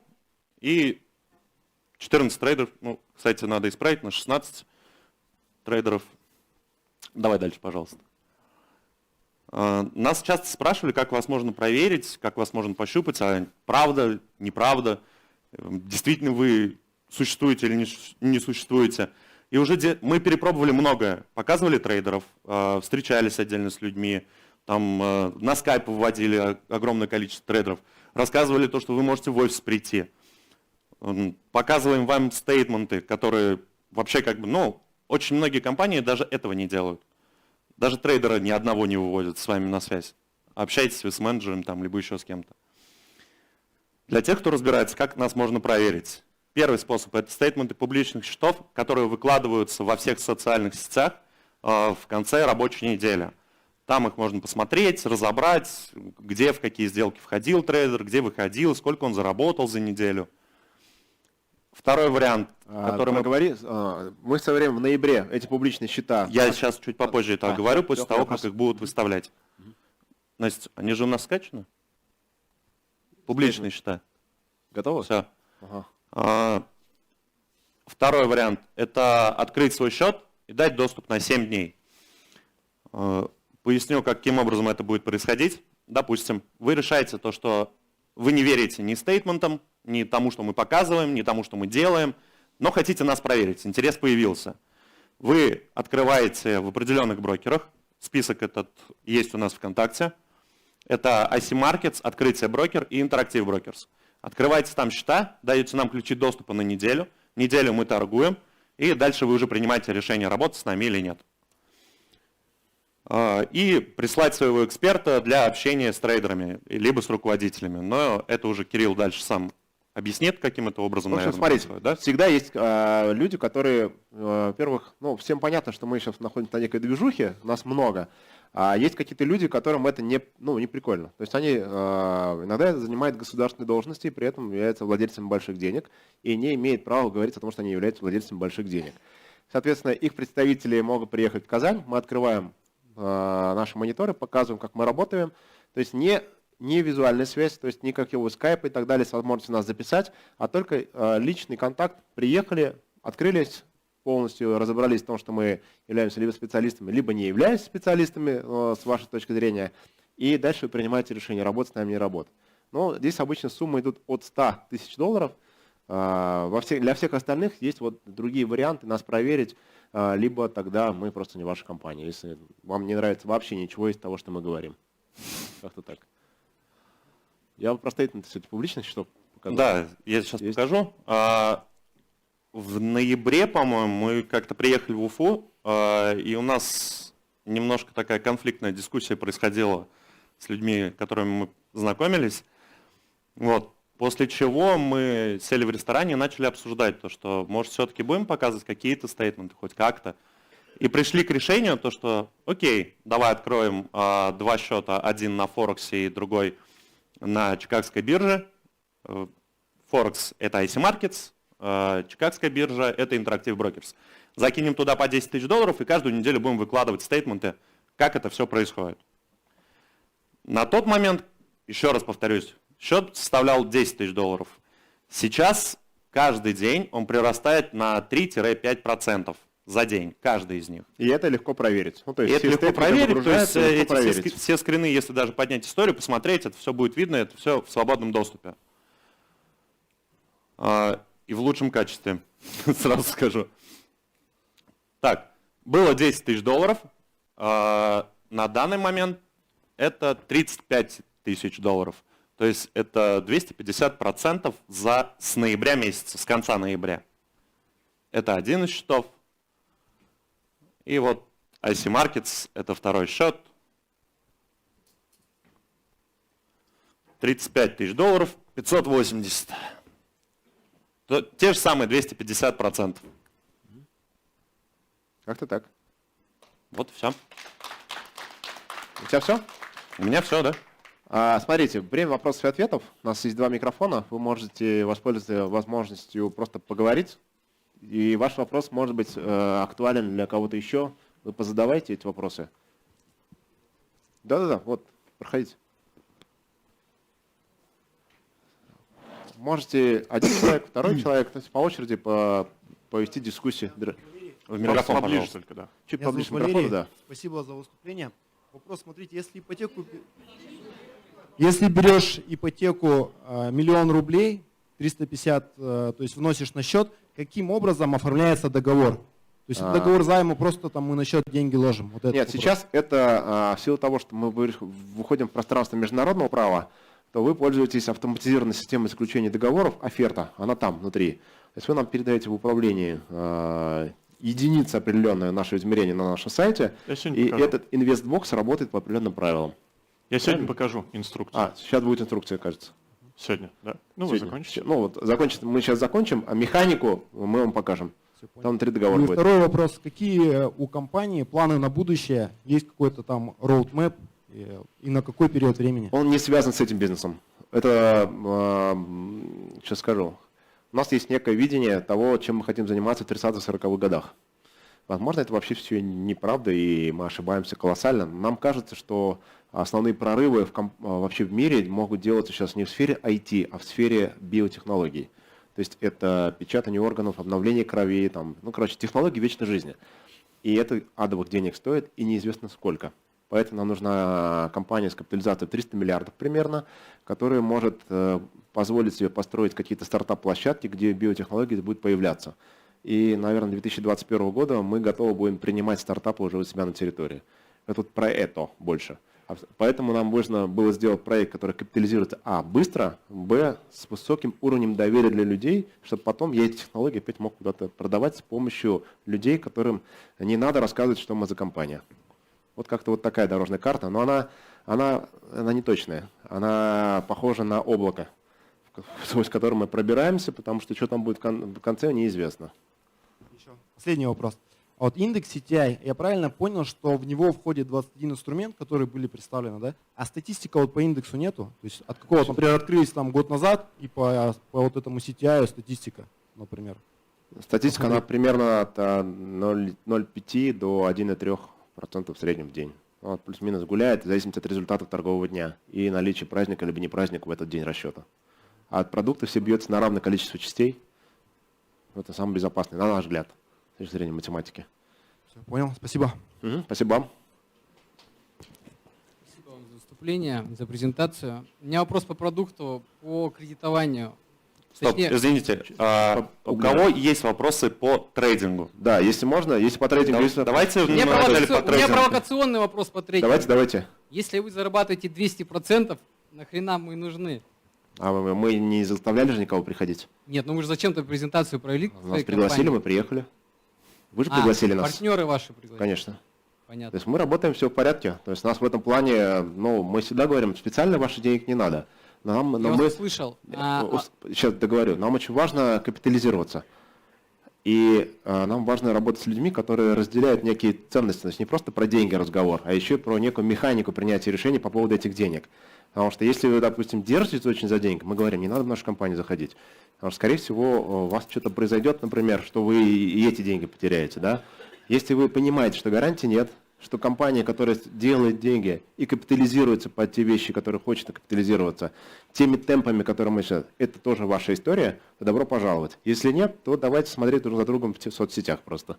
Понятно, спасибо за ответ. Поэтому мы работаем, если интересно, добро пожаловать. Вот и все. Вы сейчас с локалом работаете или нет? У вас был продукт Работаем. такой? Но Закуп работает? не в той форме, в которой мы начинали. А закуп работает вообще? Где Марат. взять контакты Марат. и людей этих? У нас сейчас будет закуп работает. На самом локале, да, работает. Я тогда позже к вам подойду, хорошо? Ага. Да, конечно, без проблем. В этом плане, да, если у нас руки не доходят докрутить на школу с учетом изменившихся правил на локале, Все понял. ну, дойдут. Ну, то есть для нас это вообще супер история по генерации людей, которые начинают понимать, что 3% в день это нормально. У меня короткий вопрос, вы сейчас быстро кто-нибудь из вас ответит. Про машину-квартиру 120 дней начинается выплата, а по кредитованию, закрытие кредита вы не сказали, сколько дней. В этот же месяц? Или Это я прослушал? скажу сегодня. Это Зигмунд, Нет, я Зигмунд имею в виду- чуть попозже объяснит. 35% я Вот, вношу, через Зигмунд сколько чуть пошел попозже первый объяснит. платеж? Через месяц. Вот, я просто... У нас там Через есть месяц. промежуточный период, то есть это же мы говорим теоретическая ситуация. Бывает ситуация, например, ты заходишь в компанию, а у тебя платеж через неделю. Например. Тогда это, по-моему, это уже твой платеж. А если у тебя до платежа минимум 20 дней, если я не 20 дней, ошибаюсь, да. то там еще одна механика. Если 30 и более, соответственно, мы полностью Всё, я проплачиваем услышал, все просто свои я, видать, обязательства. прослушал, То есть в видать, зависимости слухом чё-то. от фактической ситуации, да. Спасибо большое. Это к вам. Здравствуйте. Есть школа по трейдингу вообще? Где Да, бы дети- есть, но я ращу себе коллег, а не соперников. Да-да-да. У нас, То есть у нас есть школа, но там проходит очень-очень жесткий отбор. То есть у нас люди приезжают реально специально к нам в Казань, мясорубка. приезжают из других городов, из Москвы, из Иркутска там у нас, из Перми есть, из Пензы. Ага, мы недавно совещание провели, посчитали лиды людей, пришедших на собеседование, и фактически оставшиеся у нас на 100 человек, приславших резюме, один только у нас сейчас. У нас 16 или 17 человек всего зашло на школу, и вот только один из них сейчас трудится с бюджетом, причем Четверо. небольшим. Четверо. Четверо. Ну, то есть Четверо. получилось 1 на 16. То есть всего четверо, 1 Да, на 16. это очень жесткий отбор школы, потому Причем что я не нет хочу такого, что вот он ронять. отсекает. Нет, это тоже Есть? присутствует, потому что, да, если, допустим, демо несоблюдение правил, да, то есть нет, несоблюдение правил сразу отсекается, там, демо не прошел, тоже сразу отсекается. Азарт отсекается. Азарт тоже сразу отсекается. Там, ну, много-много нюансов и человеческие факторы, допустим, то, что он не хочет перестраивать свое мышление, тоже сразу отсекается. Ну и самое главное, если ты готов со своими деньгами рисковать. Да. Потому что первые полгода можешь на деньги не рассчитывать. То есть там реально, то есть твои деньги идут в плен компании, и они идут, являются источником закрытия всех твоих ошибок. То есть фактически отвечаешь рублем за свои ошибки, за свечи. Всё? Спасибо. Здравствуйте. Ребят, вопрос такой. Вот у вас 3 продукта на сегодняшний день, ну, кроме того, что Кирилл Действующих, сказал, да. есть еще 2 Да-да, это проекта. 2 недели они появятся, которые- эти кнопки. Да. Да, все верно. В каждой из 3 продуктов есть свои инвестиции, которые мы, как инвесторы, вкладываем свои деньги, каждый под своим целевым назначением. Скажите, формируется из этих 3 инвестиций или 3 направлений единый бюджет, который участвует в трейдинге, или 3 бюджета? Это разные. Это Разные разные бюджеты. математические. Для индекса это одно, один расчет берется, для закрытия кредитов другой, для закрытия авто и квартир это уже третий. И в трейдинговых операциях они участвуют все в Абсолютно разных верно. направлениях. Абсолютно верно. Спасибо. Ну, это и разный способ мотивации. Спасибо за вопрос. Добрый день. Подскажите, пожалуйста, вот меня просили узнать, до какого времени еще можно заводить с индексом в $1000? У нас пока 1000. Она актуальна. То есть вообще история 1000. Времени вы не можете пока сказать. да? Мы рассчитывали уже сейчас это сделать, но мы не хотим это делать резко. То есть взамен я должен компании оставить какой-то продукт, который позволит для тех людей, которые рассчитывали на эти цифры и рассчитывали свой бизнес, исходя из этих цифр, что-то сделать. Это карты и депозиты по картам. Вот, поэтому пока мы это не ввели, соответственно, индекс $1000 остается. Спасибо. Я думаю, что до конца марта мы с этим разберемся. Звучало угрожающе. А? Звучало как угроза. Да. Здрасте. У меня вопрос не по трейдингу. Вот вы сказали, принцип поведения бизнеса, нос по ветру, там, да, никаких гарантий. Скажите, Просто пожалуйста, микрофон, да, поближе. какие ценности вашей компании в плане вот общения с клиентами, с социумом? Они хамоватые чуть-чуть. Серьезно. Есть понятие, ну, во-первых, вот эти вот 3 правила, это 3 наших ценности, принципиальное. Второе правило, если не нравится, не ешь. Это самое главное хамство. Ну, наверное, третье, честность, да, какая-то? Ну, Максимально честно. максимум. То есть у нас, мы за словом не лезем, формулировки обтекающие не используем, то есть у нас в лобовые ответы, потому что, ну, когда уже, надо понимать, что есть коммерческая тайна, да, есть коммерческий интерес, есть защита интересов системы. Мы не можем все рассказать, да? Но мы и так достаточно много рассказываем и максимально показываем. Если нас просят, лезут под кожу, мы отвечаем достойно. То есть не нравится, не ешь. Обычно мы говорим, моя любимая фраза, я очень хочу с вами работать, но я в вас не нуждаюсь. Вот. То есть я готов работать со всеми, кто разделяет правила и идеологии компании. И поэтому, когда иногда вопросы, вот сейчас молодой человек задал, вы приехали рассказывать, мы приезжаем по приглашению. Сколько ты выбивал эту дату? Долго, да? То есть это ее желание поделиться информацией, потому что то, что мы делаем, оно, по сути, не требует специальной рекламы. То есть мы можем находиться там, где мы находимся, просто мы еще и путешествовать любим. Ну, Байкал – это вообще моя любовь, да, то есть это обязательно 3 раза в год я стараюсь сам быть и вот друзей привлекаю к этому. Поэтому ценность – это вот эти, плюс работают все те, кому это важно. Если не важно, если тебе важно там гарантии, определенность и какая-то проверенная модель, то это не к нам. Вот это, наверное, самая главная ценность.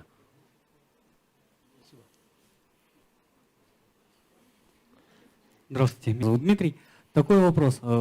Трейдеры обычно показывают от 20 до 60% годовых, то есть это средняя по больнице, но это основные такие проценты. Какие трейдеры? Ну, управляющие, которые управляют вы именно... знаете? Да. А вы всех знаете? Я знаю далеко не всех, но слежу по статистике. Да, ну, за Тех, финалом, кого вы за знаете, БТС, показывают да. от 40 То до есть они 60% показывают годовых. Так. Примерно так. То есть как вы делаете 300? То есть, а сейчас показывали это что? Магия. Магия. Магия, это круто. На самом деле, вы с этими трейдерами общались? Я думаю, что они тоже Они умеют сильно делать. замотивированы для того, чтобы делать вам больше процент? Или им вполне достаточно на вашем счету делать определенный процент и забирать за это там 30%? А что они еще с вашим депозитом делают, вы знаете? Ну, они получают какой-то определенный процент, а что конечно, именно делают с получают. депозитом, да. Я не Ну знаю. вот. Здесь немного другая мотивация, и каждый человек, каждый трейдер, который вот у нас работает, он действительно болеет за компанию. Он верит в это, он прям жаждет сделать то, что я запланировал, и что компания планирует. Допустим, открыть брокерский дом, стать топ-3 в Чикагске. Реально говорю, хулиган от фонда рынка я их называю. Я туда вообще не вмешиваюсь. Допустим, Каждый там хочет, чтобы у него в руководстве там было, под его руководством 100 трейдеров. это можно И делать. огромное стеклянное свободен в этом здание. вообще, да. Глобальные цели это называется, да? Ну, вот, кроме глобальных целей еще есть возможность исполнения. Например, у нас есть пространство, в котором вот, хоть раз я в жизни зашел, сказал, так, вот это уберите, это поставьте, вот так-то работаем. Нет, что хотите, хоть на голове ходите, хоть стриптизерш приглашайте, мне все равно.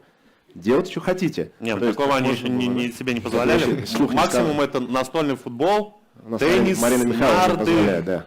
Ну, там Марина Михайловна... Жару даст. И, короче, смысл такой, что у них есть пространство, в котором они не ограничены. У них есть 25% денег, которые они зарабатывают с того, что приходит. Плюс у нас еще, вот вы очень хороший вопрос задали по поводу финансовых моделей по продуктам. У них есть цель долгосрочная. Например, продукты, которые у нас накапливаются по капитализации, по закрой кредиту, по автомашинам, это их будущие деньги, да, которые они отрабатывают сначала для тебя, для клиента, а потом это будут их деньги, которые на себя работают. Да.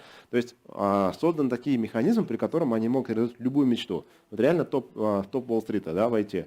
Хулиганство чистой воды, а почему бы и да? И для них у них все для этого есть. Замечательно. И еще вопрос. Иерархия вашей организации какая? То есть я так понимаю, если вы так делаете, то это бирюзовая организация с одним уровнем. Я слышал эту формулировку про нас, видимо, это да. Но это не было такого. Так, а будем-ка мы бирюзовой организацией, да? Нет, ну просто мы строим компанию по принципу децентрализации. То есть моя задача была сделать так, чтобы ему было в кайф, ему было в кайф, ему было в кайф. И каждый занимался своим, тем, что у него лучше всего получается. Единственное, я пока еще не понятно, что в этой компании делаю. Специальных навыков нет, вот, но они меня еще терпят. А все остальное, это реально то, что вы видите, это реально работа. Вот есть Эдвард, и есть за ним группа людей. Есть Зигмунд, есть за ним группа людей. Есть Марат, за ним есть группа большая людей. Хоть пятером, хоть 10, хоть в 100, но реши свою задачу. Он закрывает задачу. Получается, что мы двигаемся децентрализованно вперед. И поэтому у нас в сутках не 24 часа, а 120. А еще со сменой часовых поясов так вообще? Ой, смена часовых поясов мы вообще много чего успеваем. Супер, благодарю. Спасибо. Давайте вопросы. Отчеты вообще, Александр меня зовут, отчеты, которые по трейдингу, они какие-то можно посмотреть? В Телеграм-канале.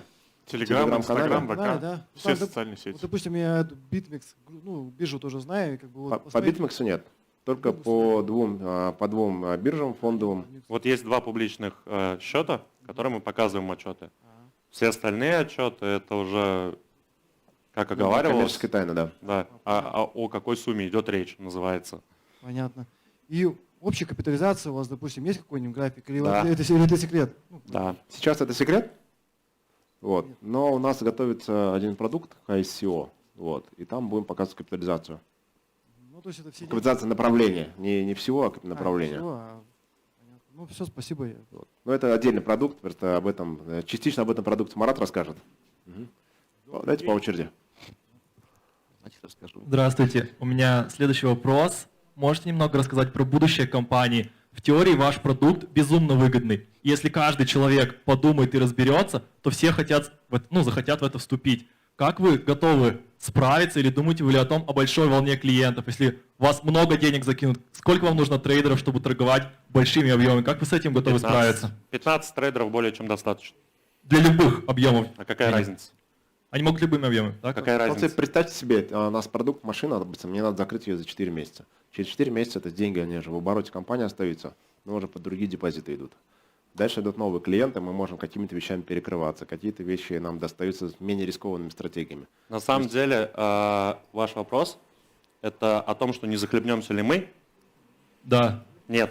Потому что на самом деле на бирже столько денег, что, я даже рыбешка себя не могу сейчас пока что назвать.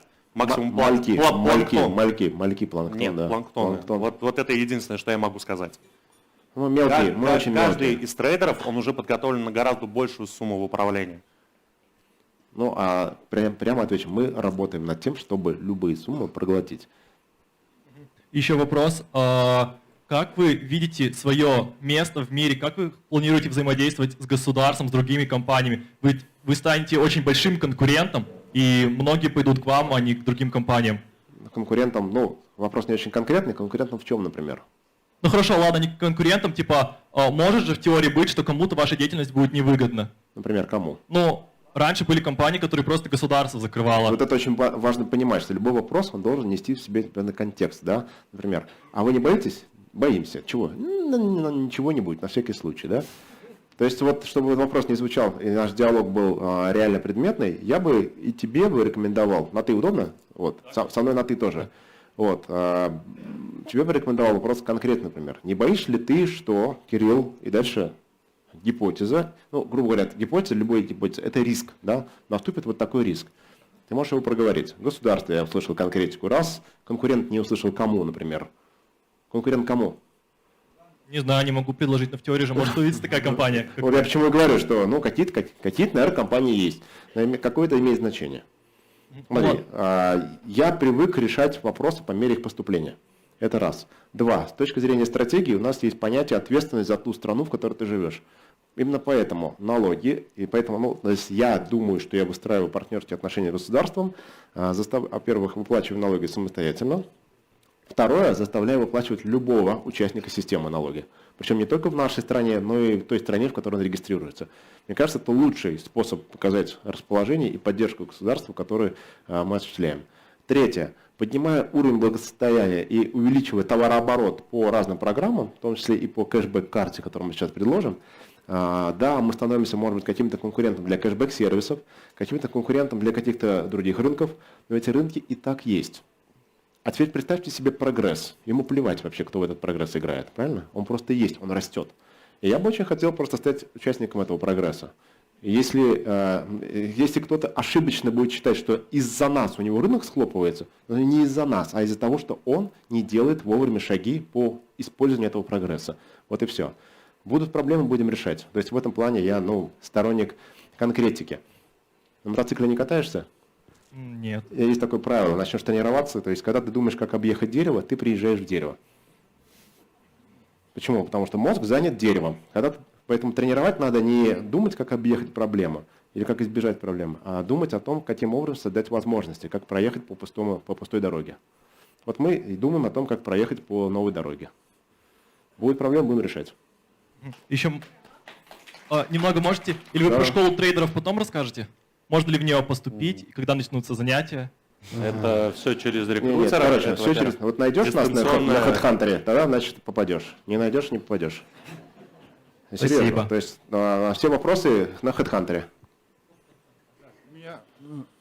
Спасибо. У меня вопрос по работе, по индексам. Мы говорим, Чуть поближе микрофон. Угу, спасибо. Мы говорим, что появились карты, и у нас вход будет уже 5 индексов, да?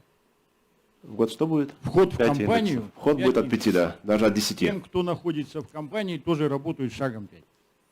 Шаг, да, а условия по действующим депозитам будут те же самые, которые были. Так же самое можно индекс 1 покупать, 2 индекса покупать или нет? Смотрите, индекс, он останется как есть. Просто индекс станет стоимостью 5000. То есть вот он как стоил 5000, так и будет. Есть другой маркет. У нас красный кончился. Сейчас он стоит 1000. Увеличиваем просто стоимость номинал. индекса, да. То есть номинал будет 5000. Вот и все. А был 1000. То есть все, что вы делали, это 1000 плюс 1000 плюс 1000 плюс 1000. То есть шаг был 1000. Здесь будет шаг 5. Понятно. Максимум здесь может быть на стадии обсуждения 3. Но это будет тогда, когда будет. Но это может быть тогда, когда у конце меня, марта. допустим, появится 30 индексов по первому. Тогда будет у меня уже понятие шага индекс 5. А пока у меня, допустим, 8 индексов, то я индекс 5 уже не вытягиваю. Да, значит, совершенно я верно. остаюсь ниже. То есть я не иду или расту путем внесения своих дополнительных личных средств. Смотрите, я слышу вас, но вот если вы сейчас проанализируете то, как вы это проговорили, то в этой формулировке первое, что как будто вас кто-то ограничивает. И вам что-то сначала дали, а потом отбирают. Вот я и хочу узнать, ограничиваете вы Смотрите, да? этим Все это услышали, да? движение Как это? или нет? Это очень важно понимать, что инвестиции – это не про стабильность. Вы сейчас об этом разговариваете, как будто это стабильная штука. Вот поэтому мы хотели стабильность перенести в продукты, о которых я рассказывал, а инвестиции сделать теми суммами, которые реально инвестирование должны быть. Вы вот будете смеяться, но люди с суммами от 10 тысяч вообще вопросов нам не задают. Даже ни одного. Да, если у вас кто-то есть клиенты, которые от 10 тысяч долларов инвестируют, этих вопросов вообще нет. То есть они прекрасно понимают, что нет ничего стабильного в этом на свете. И это действительно инвесторы. Очень часто люди, которые вкладывают 1000, за эту 1000 держатся и ждут этих $200 в месяц, и на них живут. Реально. То есть это то, что неправильно, потому что мы не являемся источником зарплаты стабильной. Да? Это рискованные вещи. Надо понимать, что инвестиции – это рискованная вещь. И нельзя просто на них полагаться. Поэтому мы поднимаем вход до 5, и это будет недолго. Там 10 это будет. Ну, единственное, что мы обсудим, мы сейчас на стадии обсуждения первое, реинвест от 3, и второе, оставить 1000, но с другой доходностью. А доходность какая будет? Ну, раза в 3 меньше. Раза в 3 меньше. Нормально, но раза в 3 меньше. Как вариант. То есть это на обсуждение. Еще раз говорю, то есть это то, что мы сейчас обсуждаем, не факт, что это решение будет принято. Потому что те карты, которые приходят, они позволяют вам построить совершенно другой бизнес с теми людьми, с теми ожиданиями, которые, о чем вы сейчас говорите. То есть уже А депозит там у вас для будет одних, легко возможность найти и 5, и 10, и 15. ну, то есть депозит для одних, а для других остается Инвестиция, карты да, и продукт. да. Ну, Это понятно. честно. Вот это по-настоящему честно. Ага, и по картам еще. Депозит мы можем увеличивать свой депозит на своей карте, увеличивать из своего кошелька и устанавливать сами. Да. Или вы нам рекомендуете? Нет, вы сами, это целиком полностью Как ваш, я трачу, так ваш оставлю инструмент. депозит. Да, да? абсолютно верно. Шаг в $100. Шаг $100 будет. Предел депозита 5 Ну, тысяч. пока 5, но и тоже не факт. Ну, это получается в будущем индекс, да? Да, ну, почему я говорю, что 5 мы поставили, но может быть и больше, но на самом деле, если у вас есть 5 и более, вам выгоднее деньги просто выводить уже с дохода. Ну, понятно. Поэтому На какую ступеньку успел подпрыгнуть, по то и пойдет. успел, захотел и стал. Или смог. Я все-таки настаиваю не про успел, а про... Смотрите, мы же даем определенные правила, они же и вас касаются, могут касаться. Для тебя это отличная возможность. Я не знаю, сколько у тебя партнеров активных? У меня пока я сам. Я сам. То есть Да. ты, по большому счету, опираешься на себя, но хотелось бы больше денег. Ну, сначала надо самому. Да, стать тихо. активным, а потом Вот это уже начинается, да? уйти. Хотелось бы больше денег, и начинается. Естественно. Хотел бы больше самому разобраться, еще что-то. Нет, Денег заработать самому хотелось бы. Я сначала. понял. А хочется потом больше будут- денег. Потому что понятно, я же сначала повкалываю, да, вот, а потом удивлюсь, что сил ни на что не хватает. Всю Хотелось бы жизнь больше хватит. денег или нет? Конечно, Где они находятся? в голове. В наверное. какой голове? В карманах у других людей. Ну, Значит, срочно залезть в карманы В других. голове тараканы, а деньги в карманах у других людей. Каким образом их надо забрать так, чтобы тебя не... Надо договориться с ними, правильно, о том, чтобы эти деньги передали. Ну, с ними можно договориться после того, когда сам станешь успешным. Ну, понятно, что у тебя же всегда проблемы, да, то есть какие-то, почему? То есть я тебе предлагаю не доказывать успешность, а создать информационный фон о компании с другими людьми. Просто создать сеть. Любые большие деньги – это сеть, то есть это точки контакта с тобой и либо с твоими людьми. Вот там большие деньги, ну это так, на будущее. И там гораздо больше, чем 5000. Будь успешным, и люди за тобой потянутся. Ой, цитатник знакомый. Ну, Спасибо большое. Давай. Добрый день. Точнее, уже, наверное, вечер. Спасибо, что приехали сюда, парни. Нам все равно У меня уже. два коротких вопросика Давай, личных, если ты не против. Можно? Да. На ты, да? Первый вопрос. Веришь ли ты в Бога? И второй вопрос с прибыли.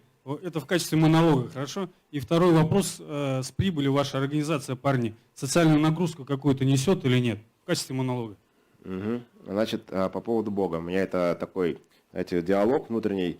Я практически все конфессии знаю хорошо, начиная от того, что я изучал и Коран, и Библию в разные возрасты, и буддизм, и шаманизм, и разные ведические вещи, и много эзотерических тренингов проходил. С 15 до 30 лет я очень много, в принципе, занимался, только личностным ростом занимался, мне ничего не интересно было.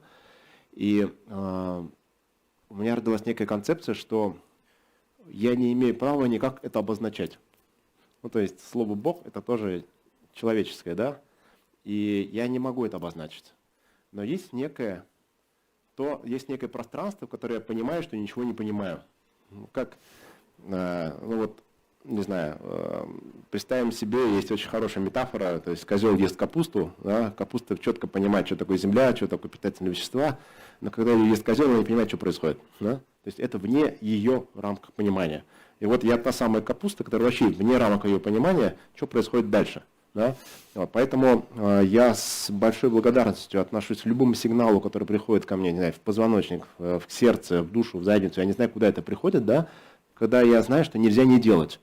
Возможно, это то, о чем вы говорите, некая благодать какая-то, да, когда ты пашешь по 20 часов в день, тебе неохота спать, и ты вовлекаешь людей, выступаешь.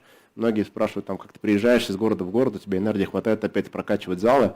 Но вот как-то вот не могу не делать. Вот это что? Это про это, наверное, вопрос, да? Я верю вот в это состояние, в то, что я не знаю, то, что я не знаю. Я верю, что некая созидательная какая-то сила, она есть.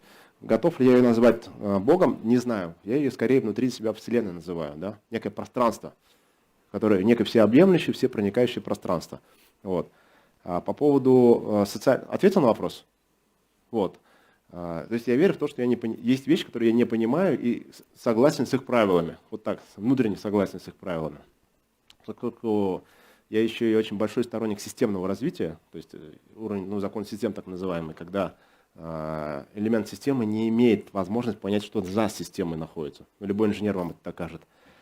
А по поводу социальной нагрузки. У нас есть видение по поводу благотворительности. Именно, если вы посмотрите наши ролики, то у нас есть совершенно... Мы противники иждивенчества. То есть я почему говорю, ценности компании хамоватые. Мы противники иждивенчества. Попрошайничеством мы никогда не занимались и не будем заниматься. И всегда против той формы благотворительности, которая ходит, вытряхивает деньги, что-то делает, красиво об этом обязательно надо рассказать, и потом опять ходит и вытряхивает деньги. Мы считаем, что это неконструктивно, это убивает сам принцип благотворительности, когда нужно людей не подачками кормить, а людей нужно развивать. То есть тех людей, у которых какая-то сложность, их надо развивать. И у меня какой-то момент вопрос возник. А кто ты такой, что ты решил, что тебе надо им людям помогать? Это у тебя комплекс Бога? А может быть, ты просто закрываешь какие-то собственные, я не знаю, комплексы? Что ты в этой жизни не состоялся, хоть над кем-то, может быть, подавлею? Это мой способ доминирования, на самом деле, очень часто. Я даю копеечку, это мой способ доминирования. В очень большом числе случаев. И мы решили, что вот этому мы потакать не будем. Но у нас есть принцип, например, благотворительный капитал. Например, если у нас кто-то аккумулировал деньги, мы куда-то отложили, да, пространство, этот капитал работает от прибыли. У нас есть, допустим, задача 1 ребенок в месяц. Мы берем детей, которые очень сложно физически что-то делать, как расти, да. Там ДЦП, либо инсулинчики. То есть, во-первых, мы с помощью собственного примера показываем, как это можно преодолевать, что у тебя это не приговор, для тебя это возможность перепостроить собственную реальность. 1 ребенок в месяц. Мы знаем, что в среднем надо 3500 рублей на какие-то специальные лекарства или еще чего-то, да? И нам надо сформировать благотворительный капитал. Мы ввели термин благотворительный капитал. $1000. То есть это индекс, который работает только на этого ребенка. Что такое $1000? Да? То есть это 1000 человек по доллару.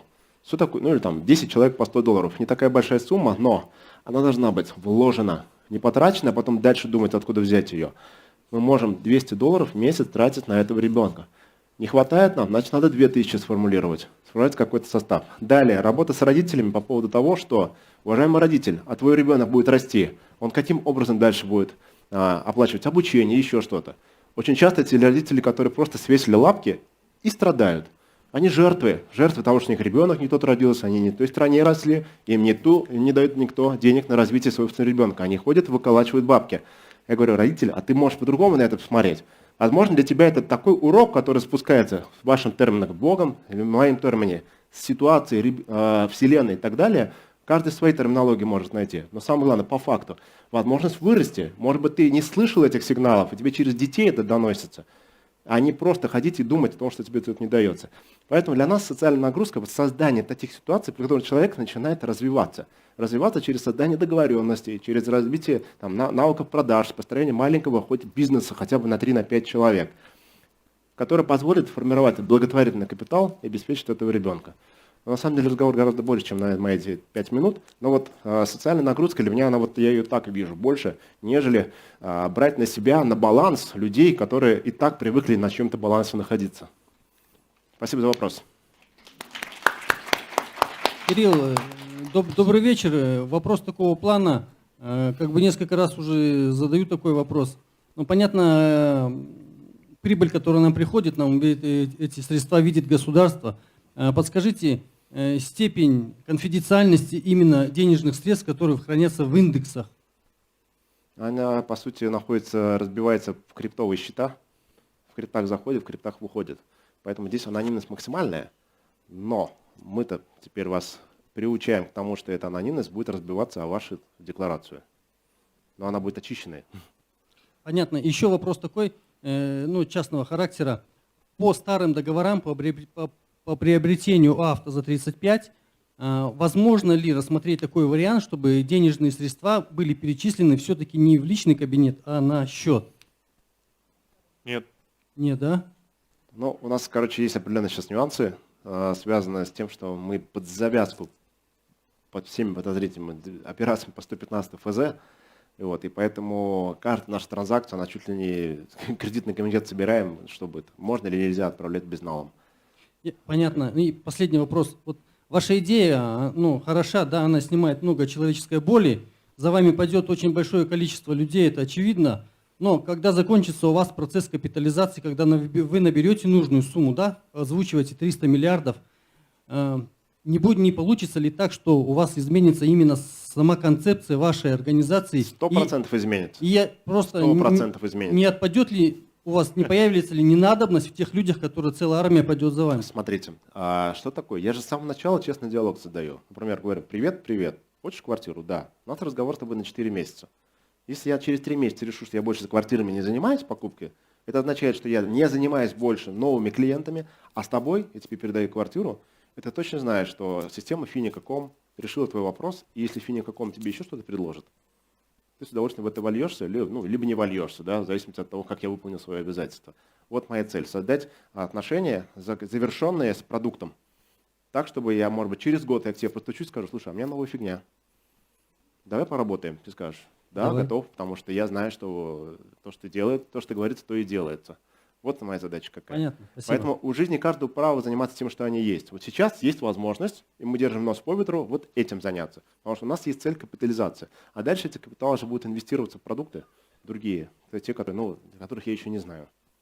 И 100% концепция поменяется. Когда это будет, я не знаю. Значит, расчеты в 2021-2022 году уже инвестируют в другие продукты. А вот все-таки правовая форма, которая сейчас существует, она будет изменяться как-то? По тем продуктам, которые есть, мы вышли на правовую форму, которая нас устраивает. Она международная, то есть она и в России работает, и в других странах. Для других продуктов будет что-то другое. Сейчас это есть то, что есть. У нас есть эстонская лицензия, у нас финансовая лицензия есть сингапурские лицензии. Все. Нам больше ничего не надо. Все, спасибо. Давайте последний вопрос, и мы перейдем к блоку ключевого продукта. Да? Перейдем к блоку ключевого продукта? Да. Да, добрый вечер. Добрый вечер. Наверное, больше вопрос к следующему спикеру, но тем не менее, начнем потихоньку. Поясните, пожалуйста, какова взаимосвязь доллар, биткоин и рубль?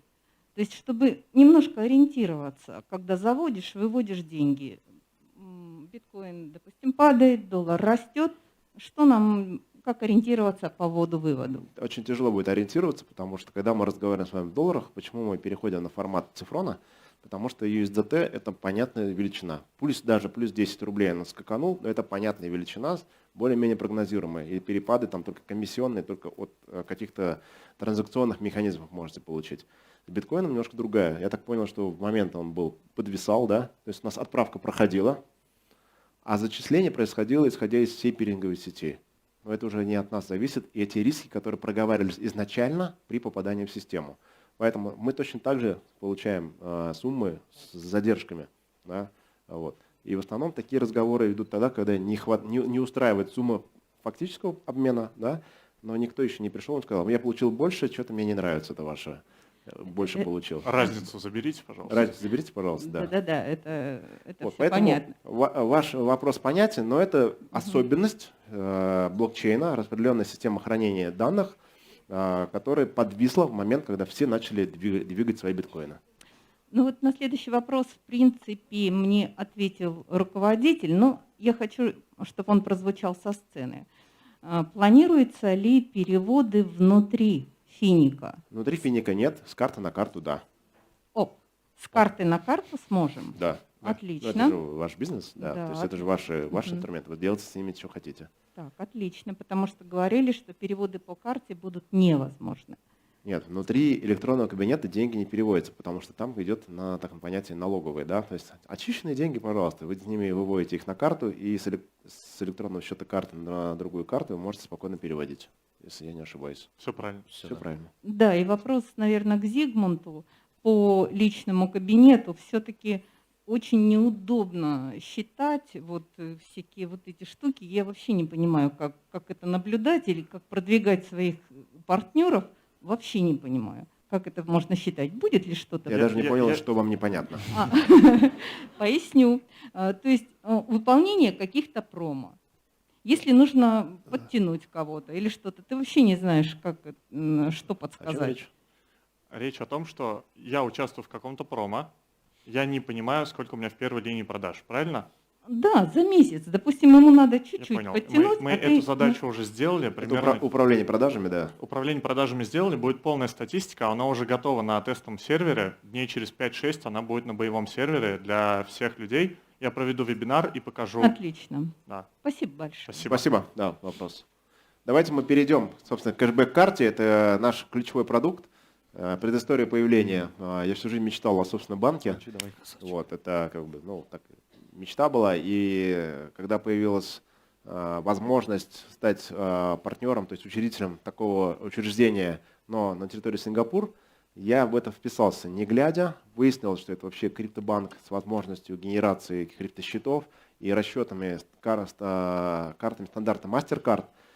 И мы к этому еще прикрутили систему кэшбэк-сервиса. И, в общем, как это будет работать, сколько ты сможешь на эти карты просто вернуть денег, а еще и по рекомендации заработать. Об этом расскажет Марат Сабиров, еще один учредитель компании. По совместительству крипто-Наполеон, как вы тебя прозвали. С недавнего времени, да? Твое. Всем привет, меня зовут Марат, тоже Сабиров. Мы хотели создать лучший кэшбэк-сервис, перестарались и создали лучшую кэшбэк-карту. Что дает карта? Это обычная банковская карта с платежной системой MasterCard, которой можно расплачиваться в любом магазине, в любой стране и получить за это кэшбэк. Немного о самой карте. Как вы можете видеть, кэшбэк от 15%. То есть при получении карты ваш кэшбэк сразу составляет 15%. Нет, подожди. Это 6% на остаток по депозиту, обслуживание карты за счет компании и реферальная программа. Следующий, да, можно. Как я и говорил, кэшбэк начинается, старт кэшбэка от 15%, который можно повысить до 25%. Двумя способами. Первый способ. Просто в случае, если вы не хотите никому рекомендовать карту, просто вы хотите также жить, как и сейчас, тратить по карте в каждом магазине и получать за это кэшбэк, то возможность повысить свой кэшбэк до 20%, потратив 2000 $2000 по карте. Это не обязательно делать за один раз. То есть это может быть покупки в течение месяца, 2-3. Вы повышаете свой кэшбэк, просто покупая продукты, заправляясь на любой заправке. Вы повышаете свой кэшбэк, но таким образом вы можете повысить только до 20%. Чтобы получить максимальный кэшбэк, то это уже рекомендация. По рекомендациям повысить кэшбэк можно до 25%. Приглашайте одного человека, ваш кэшбэк прибавляется плюс 1%, двух плюс еще 1%, приглашаете 3, сразу же кэшбэк увеличивается на 3%. Таким образом, можно что сделать? Можно пригласить 3 людей и потратить 2000 по карте, таким образом ваш кэшбэк будет 25%. Самое прикольное, что кэшбэк не надо подтверждать ежемесячно. Вы один раз его накопили, один раз зафиксировали, и этот кэшбэк с вами останется до конца пользования вашей картой.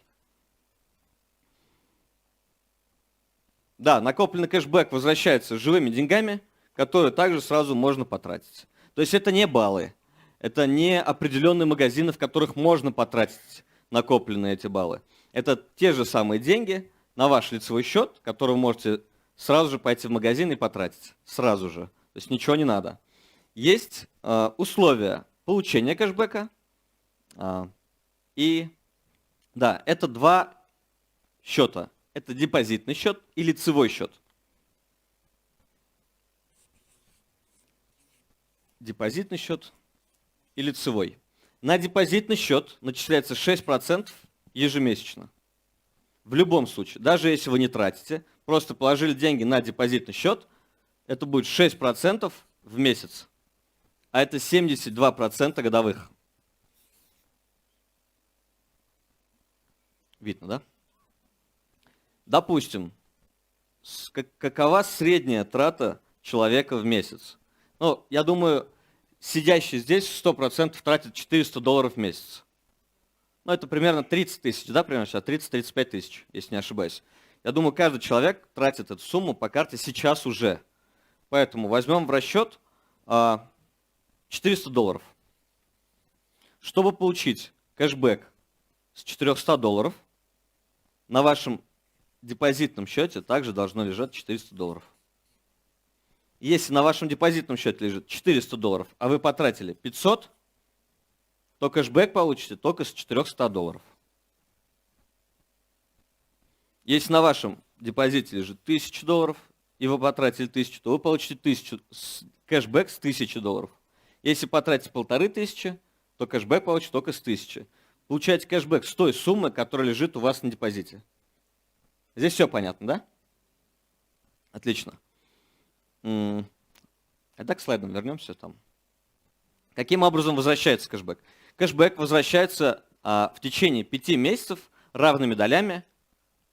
То есть, если вы совершили покупку в январе, надо обновить, да, этот, ну, чтобы удобнее было, совершили покупку в январе, то в феврале вы получите 1/5 часть кэшбэка, который потратили, в марте 1/5 часть, в апреле, в мае, в июне. То есть 5 месяцев вы получаете равными долями тот процент кэшбэка, который накопили. То есть если у вас 25% кэшбэка, вы потратили $1000,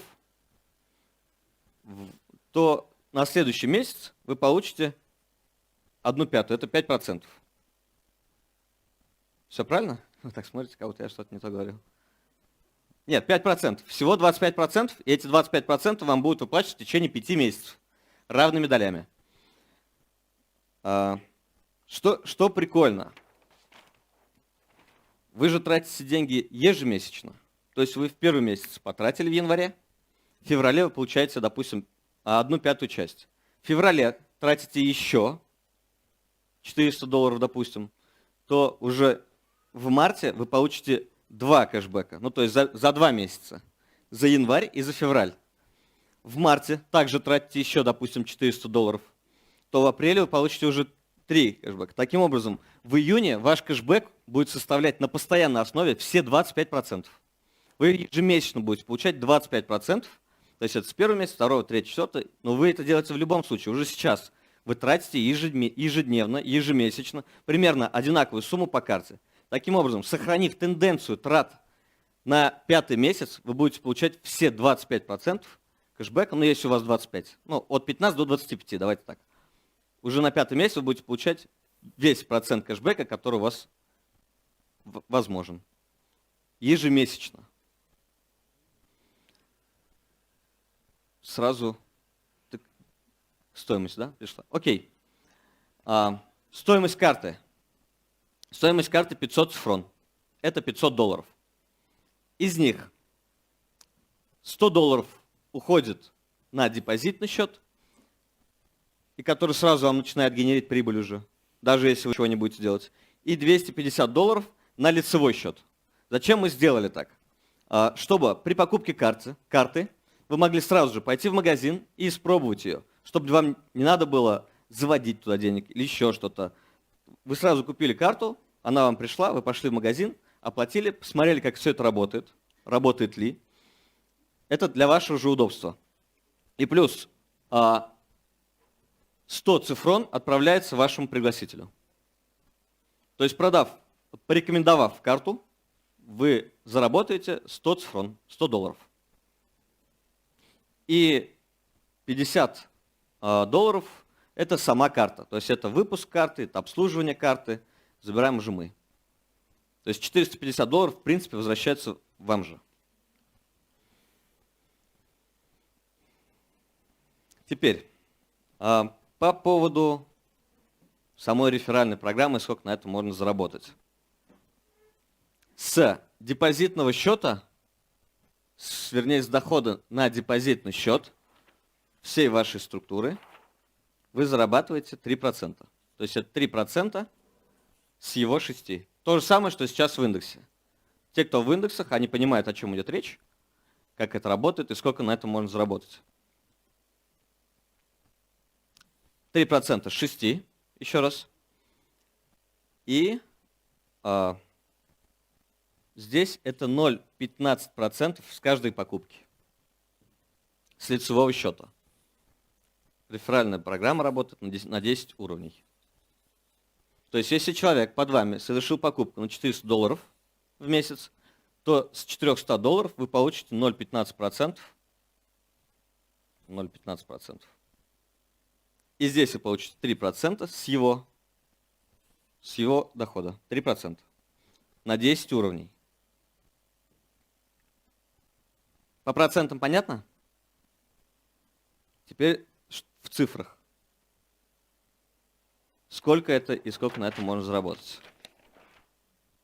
Когда я начал считать, мне стало самому интересно, потому что 0,15% звучит не совсем интересно лично для меня, так как я не сетевик. Я никогда не был сетевиком. Но мне стало интересно, сколько это реально в рублях, сколько я могу на этом заработать. Таким образом, есть я, либо вы. Я приглашаю 3 людей.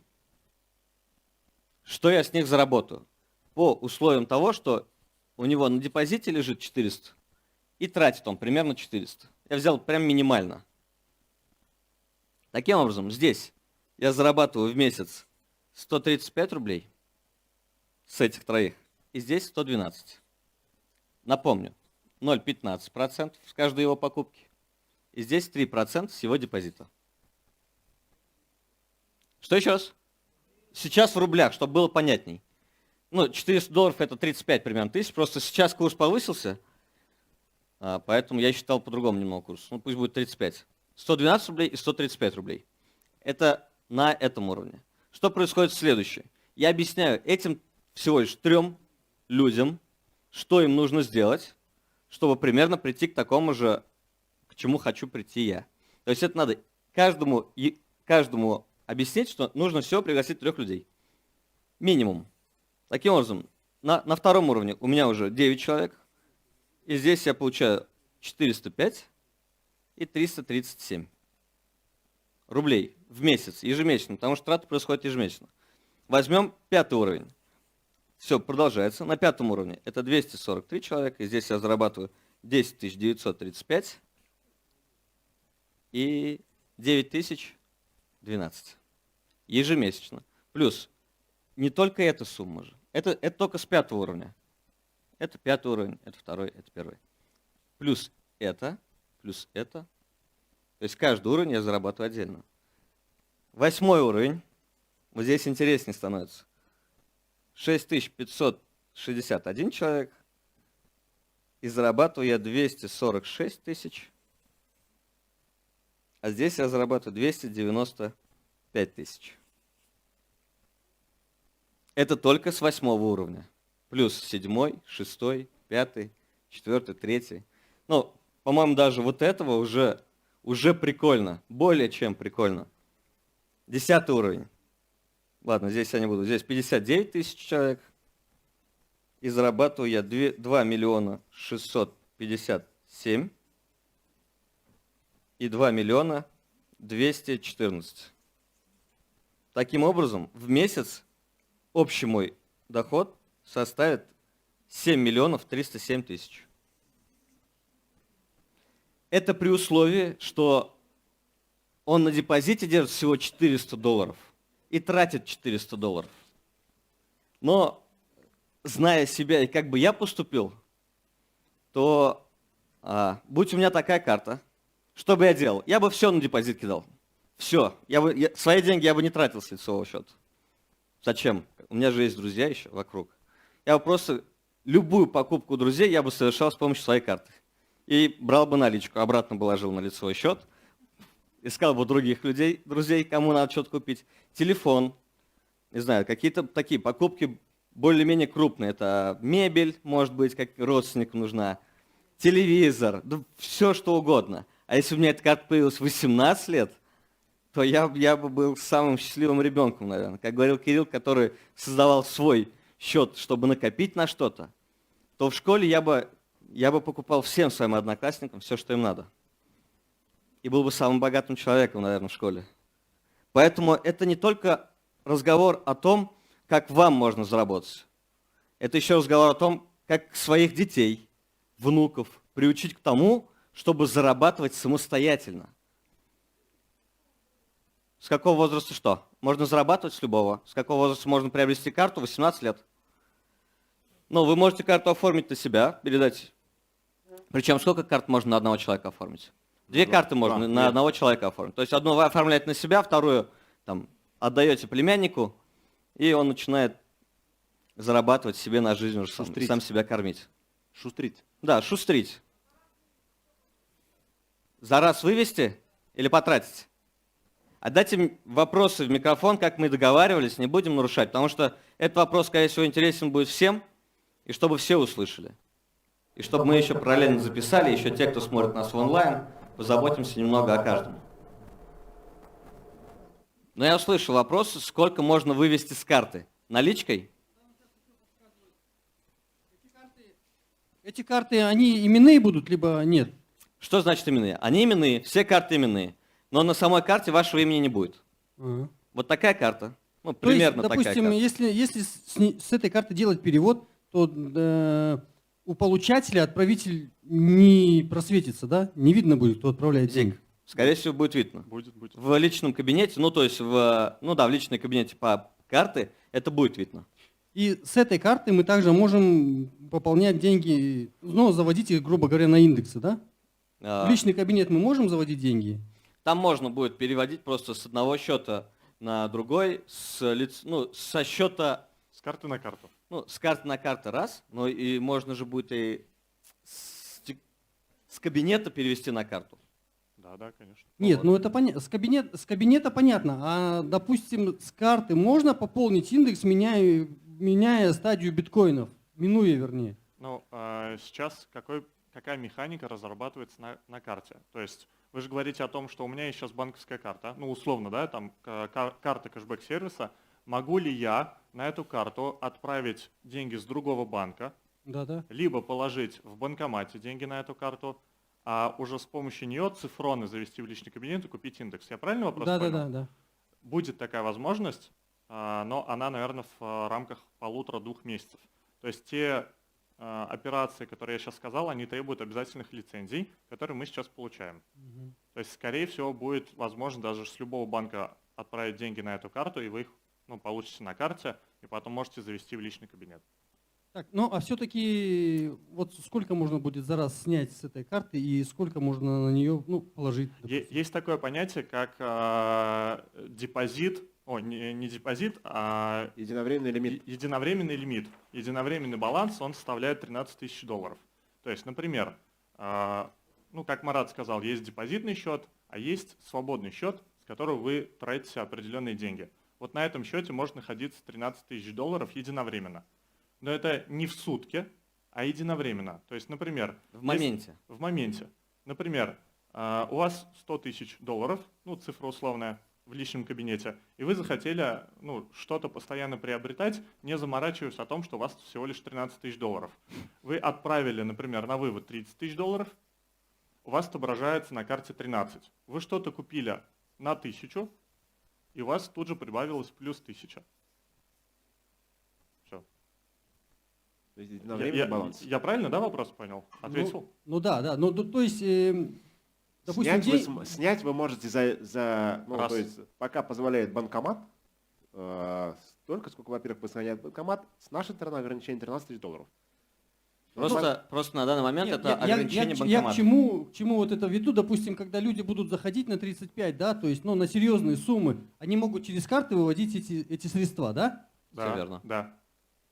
Все, тогда понятно. Да, все верно. То есть не только эти, вообще любые. То есть те, которые сервис работает так, чтобы любые вещи, заработанные либо твоей личной активностью, либо реферальной активностью, ты мог вывести куда, себе на карту. Это да. Для этого тоже. Чтобы уйти от того, что ты получаешь биток в моменте может быть дороже, может быть дешевле, ты сразу вводишь деньги на карту, и все, ты идешь и сразу покупаешь. То есть тебе не надо получить биток, где-то это перевести в рубли, Не, ну, в каком-то... понятно, потому что вот в свете последних событий, ну, как бы люди теряют деньги при выводе, потому что, ну, биткоин падает, да, ну, это очевидно, понятно. Просто вот мы это обсуждали, да, когда биток падает, все об этом говорят, то, что, блин, я потерял деньги. Но когда биток растет, и мы выплачиваем по курсу ниже, ну, ни один человек не сказал, блин, ребята, вопрос спасибо. не в этом, вопрос совершенно правильно. Для того, чтобы уйти от этой ну волатильности, вот я говорю, да. ни верхняя история, ни нижняя история, мы вводим стабильную историю, связанную с USDT. Ну, то есть равно одному цифрону. Все то правильно. Это в рамках естественный этого ход делается. компании. То есть для нас биток был инструментом вообще и аккумуляции, и трейдинга, и еще транзакционных механизмов. Прием. Транспорт денежный.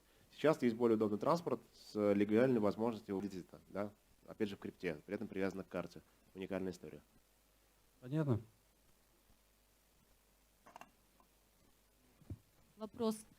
Комиссия по карте, например, с карты на карту, но другого банка переводить. Какие будут? Другого банка? Ну, не знаю, там такого Тинькофф, возможно. Сбербанк. Насчет перевода с кэшбэк-карты на карту стороннего банка отвечу через 1,5 месяца. Сейчас можем рассказать о текущих комиссиях, которые есть. Да. Расскажешь? Они за спиной. Ну, раз ты взял маркер. Все. Ну. Это же так работает, кто взял Да. маркер. Какие комиссии? У вас есть личный кабинет. Ну, я сейчас все возможные варианты расскажу. Личный кабинет — это Финика. за Финика, которая. Финика. У вас есть там $100. Вы что с ними хотите? Допустим, снять, правильно? Вы отправляете их на карту, у вас на карте $97 становится. То есть комиссия снятия 3% с личного кабинета на карту. Если вы хотите снять с банкомата, то комиссия 0. Если вы, ну здесь мы просто наоборот, Да. Если вы совершаете покупка, то комиссия 2%.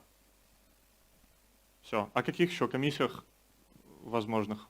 Ну, например, перевести с этой карты на другую карту другого банка. Вот, я же сказал, если это сторонний банк, то есть вы потом то это примерно, ну, нам надо 1,5 месяца, чтобы лицензию получить, и тогда я скажу о комиссиях. Если это внутри системы, например, у меня кэшбэк-карта и у вас кэшбэк-карта, перевод с моей карты на вашу будет 3% перевод, комиссия на перевод. Ясно.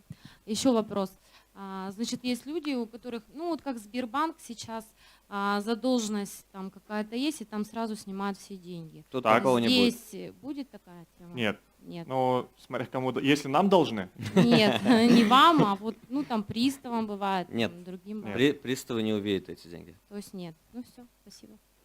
Да, это... То есть эта карта, в классическом понимании банковская карта, это карта, у которой есть свой некий расчетный счет, лицевой счет, к которому имеют доступ, ну, разумеется, структуры, кому вы, например, должны. Здесь криптосчет. Доступа к этому счету нет у приставов. Это криптосчет, Да. но все расчеты покупки происходит доллар, конвертация в ту валюту, в которую, ну, в той стране, в которой вы находитесь. То есть если это в России, то это идет доллар, конвертируется в рубль. Курс мастер-карта. Что прошу? Ну, сейчас вопрос. А можно вопрос в микрофон, Да. чтобы все услышали? Ребят, тогда, ну вот немножко, может быть, для первоклассников. Давайте. Сейчас для меня вкусный уже 4-й продукт, да, карта кэшбэк, карта компании Финика. И я захожу и регистрируюсь на платформе Финика, и мне интересна только эта карта, я ее беру и начинаю зарабатывать. Вот мне очень понравилось, Марат, спасибо большое. Зарабатывать. Жить. Ну, давайте будем, да, танцевать эту жизнь. Я беру эту карту, у меня получается, я имею реферальную ссылку, и я имею партнерскую уже программу. Да, по моему приглашению заходит ну, какая-то часть коллектива, моя команда, и мы не участвуем в других программах Финика, но работаем только с картой. Как работаете? Живете и пользуетесь? Живу, да, И да, пользуетесь живу. окружающими, Ну, там, я магазинами, живу, да, заправками. с вашей помощью мы живем. Могу ли я на эту карту ее пополнять за счет рублевого эквивалента, класть это на депозит в текущем периоде, да, или в моменте здесь и сейчас? У меня эти деньги по курсу доллара, да, конвертируются, я эту карту использую в обычной жизни, даю ее друзьям или друзьям по вашему вот, совету приобретаю какие-то вещи, и у меня все это работает. Так. Вопрос? Работает в части партнерской программы. Вопрос. Вопрос, работает ли партнерская программа, Работает. если у меня заходят друзья только на карту кэшбэк? Я среагировал на вашу просьбу как первокласснику ответить. Да. Вот, я попробую сейчас, как я это понимаю. Вот, итак, у нас есть карта. Это что такое карта? Это карта, привязанная к некой компании, которая создана на территории, офшорной территории, финансовые все уже знают, это Сингапур. Это не сколько банк, сколько банковская технология. По большому счету нам банк не нужен, нам нужна банковская технология. То есть нам нужны транзакции, покупки, обслуживание наших потребностей, которые мы осуществляем в магазине, на заправке, не знаю, рассчитывать за ЖКХ, там, где есть терминалы по приему. По большому счету, это карты предоплаченные. Если совсем брать точно. Предоплаченные так называемом мастер-счете. То есть есть некий мастер-счет, размещенный на территории офшора, да, который как раз управляется надстройкой уже криптосчетами, то есть привязкой к так называемыми цифронами, равными USDT. Все еще сложнее, я сейчас пытаюсь, чтобы вы поняли смысл какой. То есть когда мы говорим с вами о том, что вы покупаете, это означает, что покупает за вас вот этот предоплаченный счет, тратит деньги из резерва, который здесь находится, фактического, который как раз контролируется большим контрактом, большим братом, да, который отслеживает все транзакции. То есть, когда списываются деньги здесь, они автоматически удерживаются вот здесь, с общего счета, с большого. Это механизм для первоклассника, да, как в принципе карта устроена. Кирилл, но сегодня эта карта стоит 500 цифрон, Да. а с тем, чтобы мне приобрести эту карту, я должна сначала вложиться тогда в кошелек и получить вот эти 500 цифрон на своем кошельке. Все верно. Совершенно верно, да. Все верно.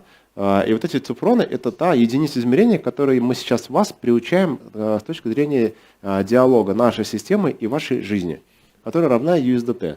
Потому что цифроны потом станут неким термином в мировом порядке, связанным уже с мировыми монетами и так далее. Это то, что мы хотим вывести потом уже. Но мы не хотим выводить, как это обычно делается. Сначала, ребята, у нас будет охереннейшая монета, все вкладываемся. Вырастет, не вырастет, хер пойми.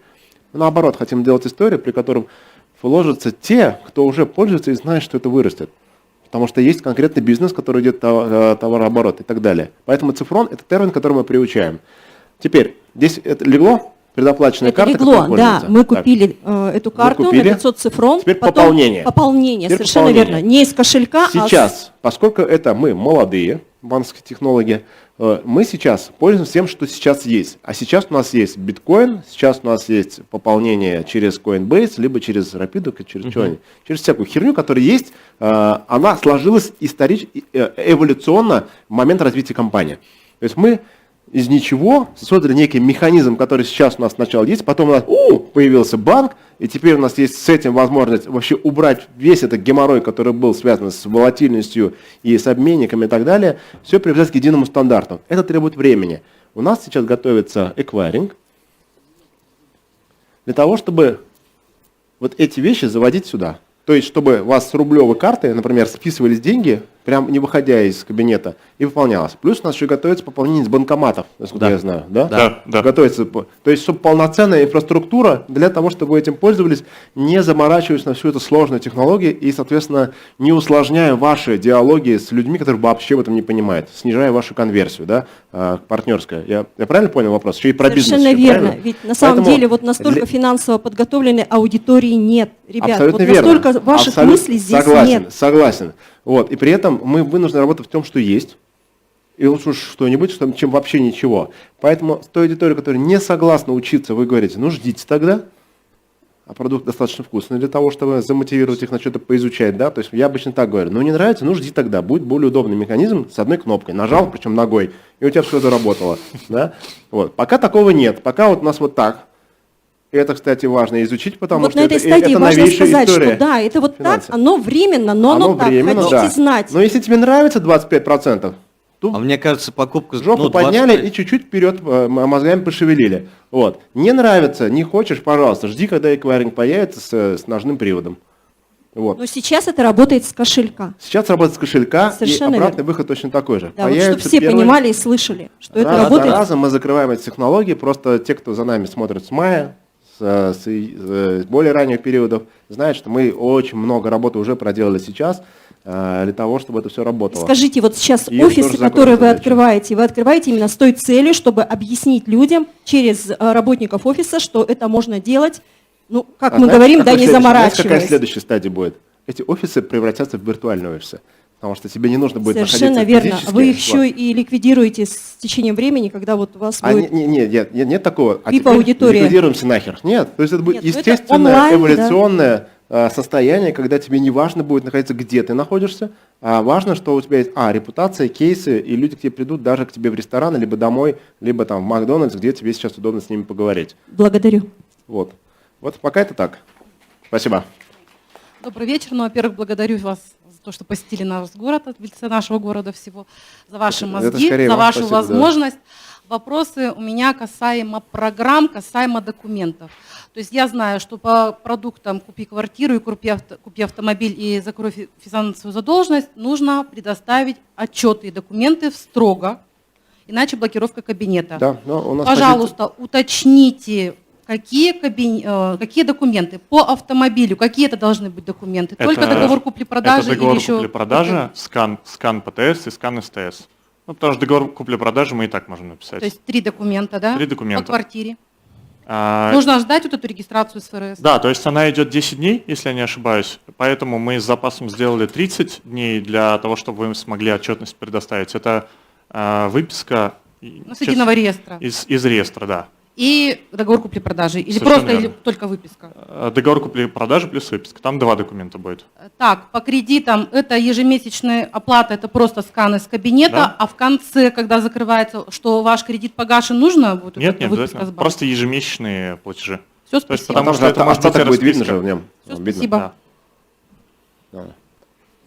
Да, вот я как в личном кабинете. Можно микрофон, пожалуйста? Микрофон, вопрос? пожалуйста. В личный кабинет зашла, в кошелек свой, да, заключила договор на мои долги. Вот. Вы мне переводите деньги в мой кошелек, правильно? Да. А когда я вывожу на блокчейн, я там теряю разницу или это будет фиксированная сумма? Нет, мы вам отдаем цифроны, а цифроны вы сейчас люди снимают с помощью биткоина. То есть это наша личная рекомендация, чтобы человек снимал и тут же переводил ее в фиат. Для того, чтобы как раз на курсовую разницу не попасть. Всё. Но у нас не будет жесткой привязки, что, например, я снял там 100 цифрон, по курсу это должно получиться там 8 тысяч рублей, а я из-за волатильности битка получил 7500 и заплатил по кредиту только 7500.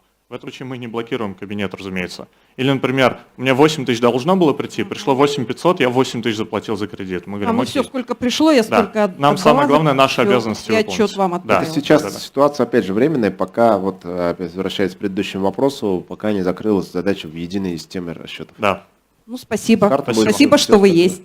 Спасибо вам. Как получилось. Два вопроса. Сейчас в интернете очень широко обсуждается вопрос запрещения битка в России. Если это случится, каким образом отразится это на компании? Ну, перейдем на что-то другое. На цифроны перейдем. С 2016 года уже запрещают же? Нет, Обсуждают нет, запрещение. обсуждают. Да, Я да, не да. говорю, что... Но если это все-таки решится? Просто что значит запретить биткоином пользоваться? Это как? Ну, я не Интернет знаю. выключить? Ну, я просто не представляю. Ну, даже То есть если это же не там, свет выключить. Да, ну то есть запретить То есть это- это... Ну, он и сейчас, так скажем, не разрешен в России. Но не рекомендую. если на уровне государства примется, что биткоин запрещен в России, наверное, какие-то механизмы будут. Но мы, значит, перейдем на другую криптовалюту. Понятно. Ну, Ну, не то знаю. есть Ну, то есть это это, такая, это как вещь- Кирилл сказал, будем решать проблемы по мере их поступления. Понятно. И последний вопрос. Когда будут карты? Они уже приехали в Россию, они в Москве. Ну, теперь мы уже застряли с программным обеспечением так, чтобы электронный кабинет считал размер кэшбэка. Прямо сейчас мы этим уже пользуемся. То есть у нас сейчас мы пользуемся, эти карты, они у нас есть.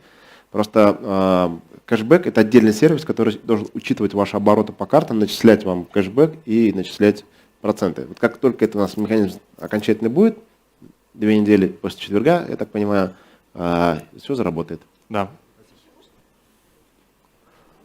Подскажите, а я могу потом с кошелька за, ну, там, за автомобиль, за квартиру, за долги выводить уже на карту? Конечно. Да, Минуя так и будет. блокчейн. Да. Да? Да, Так, всё. это будет прямая как раз технология. И сколько процентов? Либо это... Без процентов без снятия. процентов. Да. Либо это будет наш блокчейн, сейчас без блокчейна вообще, либо это будет наш блокчейн, который еще и записи будет храниться. Все, спасибо. Карта на сколько будет выдаваться по времени? 3 Год, года, 2, по-моему. 3? 4 года. 4 года 4 года. После истечения 4 лет все продолжится? Ну, Перевыпуск? Перевыпуск? И продолжается. И счет привязан? Да, да. Спасибо.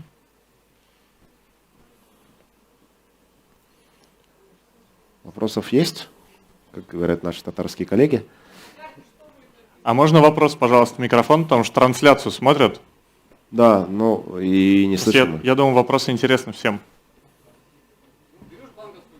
Лучше в микрофон. Подошел к микрофону. На банковской карте всегда есть Да. ну, имя банка или компании. У вас была черная.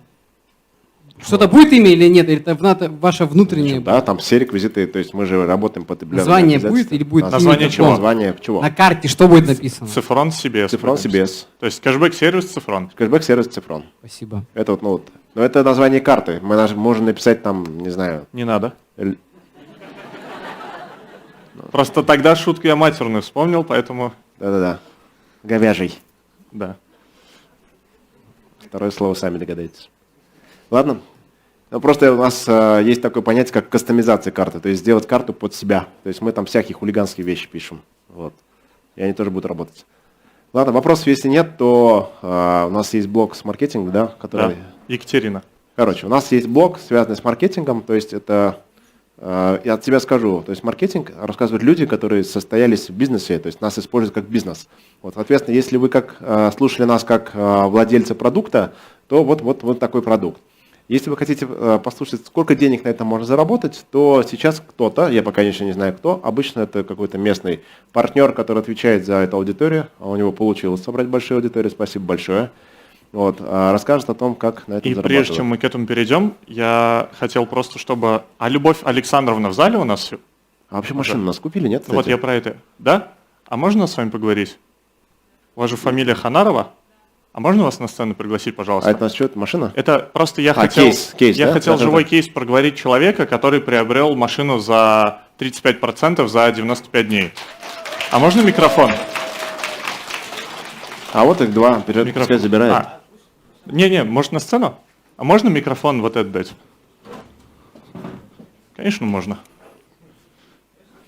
Поднимайтесь? Да, она невысокая. Здрасте. Я на самом деле долго мучить не буду. Я хочу лишь, чтобы вы проговорили механику. Ну, я уже занавес приоткрою. Вы взяли Хонду, насколько я знаю. И просто можете рассказать, как это произошло, а просто поближе. Honda CR-V у нас 2008 года. Мы ее забрали вот буквально минут 30 назад. Можете механику рассказать? Сколько стоит, сколько внесли, сколько ждали и почему боялись? Вообще занимался муж. А можно поближе? не боялись тоже. Всем здравствуйте. Машину приобрели за 35%, в итоге заплатили 280 тысяч и плюс 10 тысяч за оформление договора. Вот, и сегодня забрали машину. Стоимостью? Стоимостью 800 тысяч рублей. Спасибо. Я просто к тому, что у нас очень много кейсов визуальных на Ютубе и так далее. Я хотел вам показать, что это в том числе и живые люди, которые... Ну да, у нас есть Да, машина стоит на улице. Только номера не говорите, а то, да? Да. Спасибо большое. Спасибо большое, да. Спасибо. Все, у меня вопросов нет. Спасибо огромное. Спасибо. Спасибо вам. Все, мы дальше к маркетингу переходим. Да, значит, сейчас для тех, кто не любит бизнес и не любит деньги, вы можете уже все, спасибо. А те, кто хочет понять, как держать нос по ветру с помощью компании Финика, будет рассказ от кого в итоге-то? Екатерина. Екатерина. Вот моя сладкая. С какой стороны? Здорово. С любой стороны Прямо запрыгивай. Но оттуда выше. Да. Отсюда? Ну, ладно, ничего. Привет, Стузин. Здоров. В общем, прежде чем она расскажет, я скажу, каким образом строился вообще принцип маркетинга. Если вы в сетевом бизнесе не первый день, то 100% вы знаете компании, которые выплачивают бешеные бабки. Мы не такие. Но бешеные бабки возникают, если ты стратегически выдерживаешь паузу и понимаешь, откуда деньги в компании формируются. Мы выплачиваем только с заработанных денег. То есть нет такого, что ты пришел, тебе сразу 20% отгрузили. Да, с входящего капитала мы выплачиваем 5%, начисляем, получаешь ты их фактически только после того, как мы их заработали. И мы создали все механизмы, защищая компании от жадности. Да, то есть в компании работают люди, которые стратегически могут выстроить свою работу и зарабатывать от заработанных денег исключительно. А как и в цифрах, это с тебя. Спасибо. Всем добрый вечер. Меня зовут Екатерина Базоева, я держатель офиса у нас в городе Иркутске. Капитан полиции в отставке, мама 4 ребятишек. На капитана больше хлопали. И более 5 лет занимаюсь решением кредитных проблем с легкой руки Кирилла Доронина. В сентябре 2019 года он к нам приехал сюда, в Иркутск, с новой программой, с новым бизнесом, системой Финика. И на тот момент я поняла только одну вещь, что нужно проинвестировать 1000 как минимум, да, были свободные деньги, $1000. И плюс там была программа, замечательная программа, продолжение моей темы, которой я занимаюсь более 5 лет, решением кредитных проблем. Закрой кредит за 35% от общей суммы долга, задолженности. Учитывая, что вот я 5 лет работаю, и у меня друзья, коллеги, кто с администрации, кто с полиции, им нельзя выходить на просрочку. И тем более банкротство им вообще противопоказано.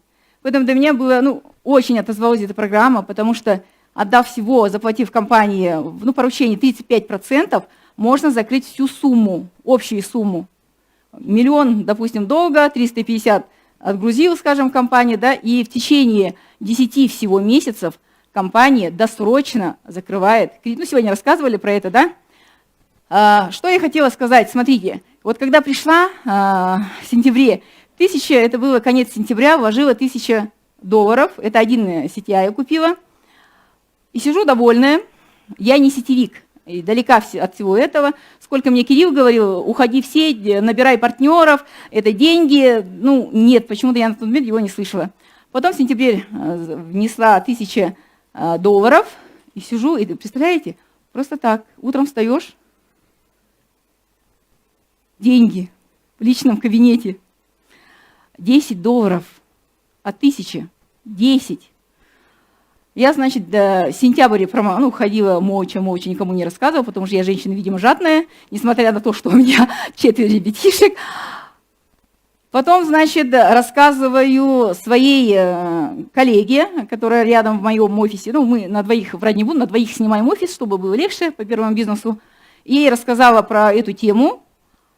Она девочка у меня смышленная, любит деньги, так же, как и я. Внесла сразу $10 000, это купила, получается, 10 CTI. И что вы думаете, в этот день ничего не происходило, она купила, я все помогла, как это сделать, спонсор обратилась своей, Надежда Сатиева, она с города Улан-Удэ, спасибо ей большое огромное, что привела меня на встречу Доронина, да, Кириллу.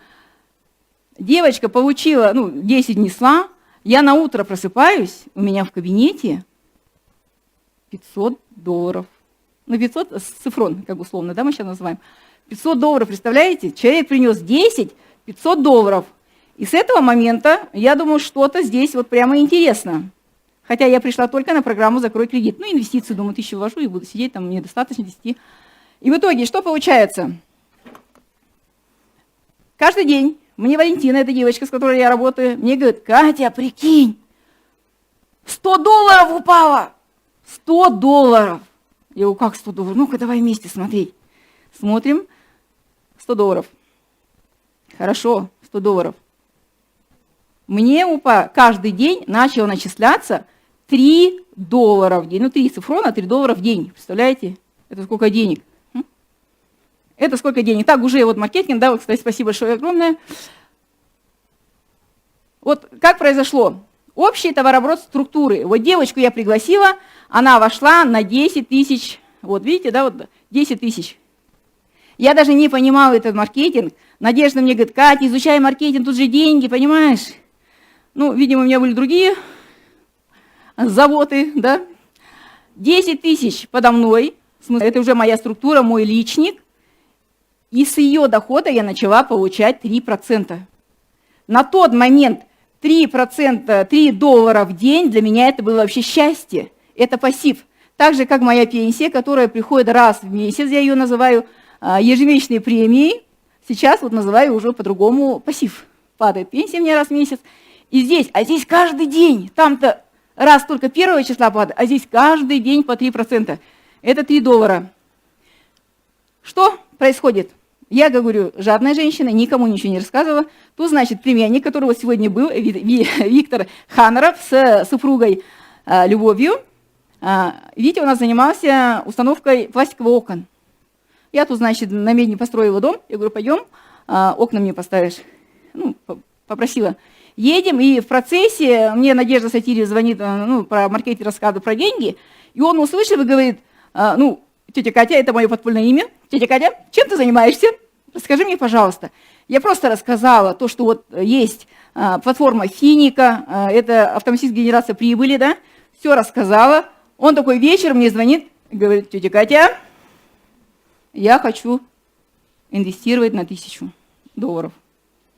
Я после этого, после племеша, я поняла, что это такой легкий бизнес, и не надо никому рассказывать, и никому не надо вот так вот кричать, ура, приходите к нам, у нас вообще здорово, да?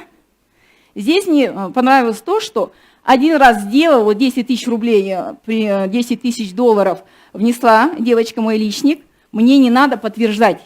Вот прошел месяц, вот как было 10, я получаю все с ее доходов, ну там получается 100, где 110 долларов, да, она получит, потому что бывает 1,2, 1,3 бывает у нас доходность, да, трейдерам большое огромное спасибо приносит. И вот здесь подтверждать ничего не надо. Вот сетевики, я не сетевик, еще раз повторюсь, в том плане, что для меня эти были шарики, лошарики, а если этот маркетинг я посмотрела, все, я упала. Реально, для меня эти цифры были страшны до той степени, пока у меня девочка, в которой мы в офисе сидим, не начала зарабатывать 100 долларов в день, а я 3. На тот момент мне казалось, это вообще шикарнейшие деньги, потому что пассив. А сейчас я незаметно, похвастаюсь, дошла до 5 уровня, где 5 уровень мой. Да, вот, кстати, самым внизу, пора уже обновлять, там был 6, да, надо доходить, ну, скоро осталось 6 уровень. И смотрите, на 5 уровне, 5 уровень, где у нас 5 уровень? Премию мне сразу 500 долларов компания вручила, это автоматически начисляется в кабинет, 500 долларов, это не счастье ли? Просто так. 3% с дохода 5 уровня. Это все люди, которые подо мной. Вот, допустим, ну, перескочила, потому что хотела похвастаться, видимо, что я получаю в настоящий момент. Рекрутировала. 100 долларов каждый день. Представляете? Просто так, из-за того, что я когда-то в свое время пригласила Валентину, пригласила племеша Виктора в этот замечательный бизнес. 2 уровень. Рассказать? Или достаточно того, что вот на 5 уровне можно зарабатывать 100 просто от людей, которые под вами, не подтверждая никаких квалификаций, не надо каждый месяц что-то кого-то приглашать, подписывать. Один раз сделал, и все. Это навеки тебя люблю, Кирилл. Все верно. Ну, на самом деле, очень забавно, что я не первую презентацию слышу. У нас выступают разные уровни люди. Спасибо тебе, Катя, за... Я думаю, что можно аплодировать за искренность, да? Твои шарики-лошарики, это теперь в аналы надо цитат по маркетингу. И чем мне нравится, то есть, когда мы моделировали способ развития бизнеса, хотелось сделать что-то простое. Раз. 2. Не заставлять никого, а чтобы все работало само. Это вообще мое любимое, работает само. И вот как раз классическая история того, что ты же особо не напрягалась, ты просто что-то сказала, более того, кто-то специально подслушал у тебя это, да, и у тебя что-то появлялось. Просто та энергия, с которой Екатерина работает, это, ну, она может на самом деле все снести вообще, все маркетинг-планы, все сделать. Но вот эта энергия очень порционно направляется по делу. Вот у нее вот такой способ развития. У нас есть люди, которые сейчас на 10 уровне, и у них другой способ развития. Да? Вы сами выбираете тот объем, у вас нет, совершенно верно, Катя сказала, нет такого, что там обязательно вот столько-то продаж, столько-то надо клиентов и так далее. Если ты видишь, что тебе охота вот примерно вот это получать, да, соответственно, тебе просто выполняешь эти условия, а компания выставляет эти условия как KPI, то есть по менеджменту это такой ключевой показатель деятельности. То есть если ты подошел к компании, к нашей, как к бизнесу, и мы это видим по твоей активности, количеству людей, количеству инвесторов, количеству покупок, то ты зарабатываешь вот такие-то цифры. Все эти цифры вы все равно не запомните. Все эти таблицы есть у нас в официальных источниках, в телеграм-каналах и так далее. Скачивайте, начинайте, что называется, зарабатывать с нашей помощью. У нас, кстати, нет такого обязательного, если работаешь с компанией Финика, то нельзя нигде в другом месте работать. Пожалуйста, работай. Да, подтверждаю, потому что у меня есть свой бизнес, также по решению кредитных проблем, офис. Поэтому, как Кирилл говорит, занимайся чем хочешь, деньги должны быть. Спасибо Да, за это. у нас есть правило, занимайся чем хочешь, а деньги должны быть. Для денег существует Финика, а для всего остального удовольствия, которое у вас есть, вы можете заниматься тем, что вы хотите заниматься. Если ты занимаешься каким-то бизнесом, в котором есть дорогие продукты, особенно сетевой бизнес, пожалуйста, помните Finic Product. Вы можете приходить в эти компании и усиливать любые сетевые бизнесы с помощью бизнеса Финика. Это очень удобно. То есть это такая модель, при котором мы максимально воссоздаем пространство свободных людей, зарабатывающих тем, чем они хотят заниматься. У тебя есть что-то добавить? Ну, что Попробуем? могу сказать? Поздравляю всех вас за то, что вы здесь находитесь. И это прямо начало новой жизни, доходной жизни с платформой Финика. Благодарю. Да, спасибо тебе большое. Если есть какие-то вопросы, давайте дожимать. Да, можно, да. У нас на сегодня все. Спасибо большое, что приехали, что вовремя. Вопросы? Давай, Надя. Еще один вопрос, пожалуйста. Так как мы все-таки бизнес международный, я прошу заметить это. Ну да, мы уже международные. Есть такой вопрос. У меня сейчас есть партнеры, да, за рубежом, и в данный момент мы заключаем договор по недвижимости. Да? Дима. Поэтому вот такой вопрос. Можем ли мы его принять в долларах и сделать выплату? Он отпишет. Мы уже, я ситуацию зарядил. Все, хорошо, Все, спасибо. Он ты даже написал, ты, по-моему, не ответил еще. Он только на Сатирию 2 написал. Видимо, на втором. Так? Да, добрый вечер всем. Хотелось бы вопрос такой. Будет каким-либо образом облагаться налогообложением полученная прибыль от индекса STI? Да. 13% все, что сверху твоей 1000, ну, грубо говоря, вложила 1000, $1,000 с $1 13% будет уже учитываться как твой налог, который должна заплатить. То есть они плюсом уже будут? Они не плюсом, то есть это те деньги, которые ты сама, то есть это те деньги, которые должна будешь уплатить. То есть индекс это такая игрушка, которая доходная, достаточно доходная для того, чтобы ты с этого заплатила налог. Поэтому, допустим, ты вложила 1000, получаешь там вот еще одну, там, получила свои 1100. То есть со $100 тебе надо будет $13 уже научиться откладывать на оплату налогов. Это обязательное требование. Совещание. Добрый вечер, меня Татьяна зовут. Кирилл, огромная благодарность за то, что вы приехали. Мы любим Финика, любим всю нашу команду, а вы любите Байкал. Поэтому от нашей команды вам презент, лучший подарок. Спасибо большое. Опять по слабым бьете местам. Да, это есть. Все картинки байкальские. Ходим огородами.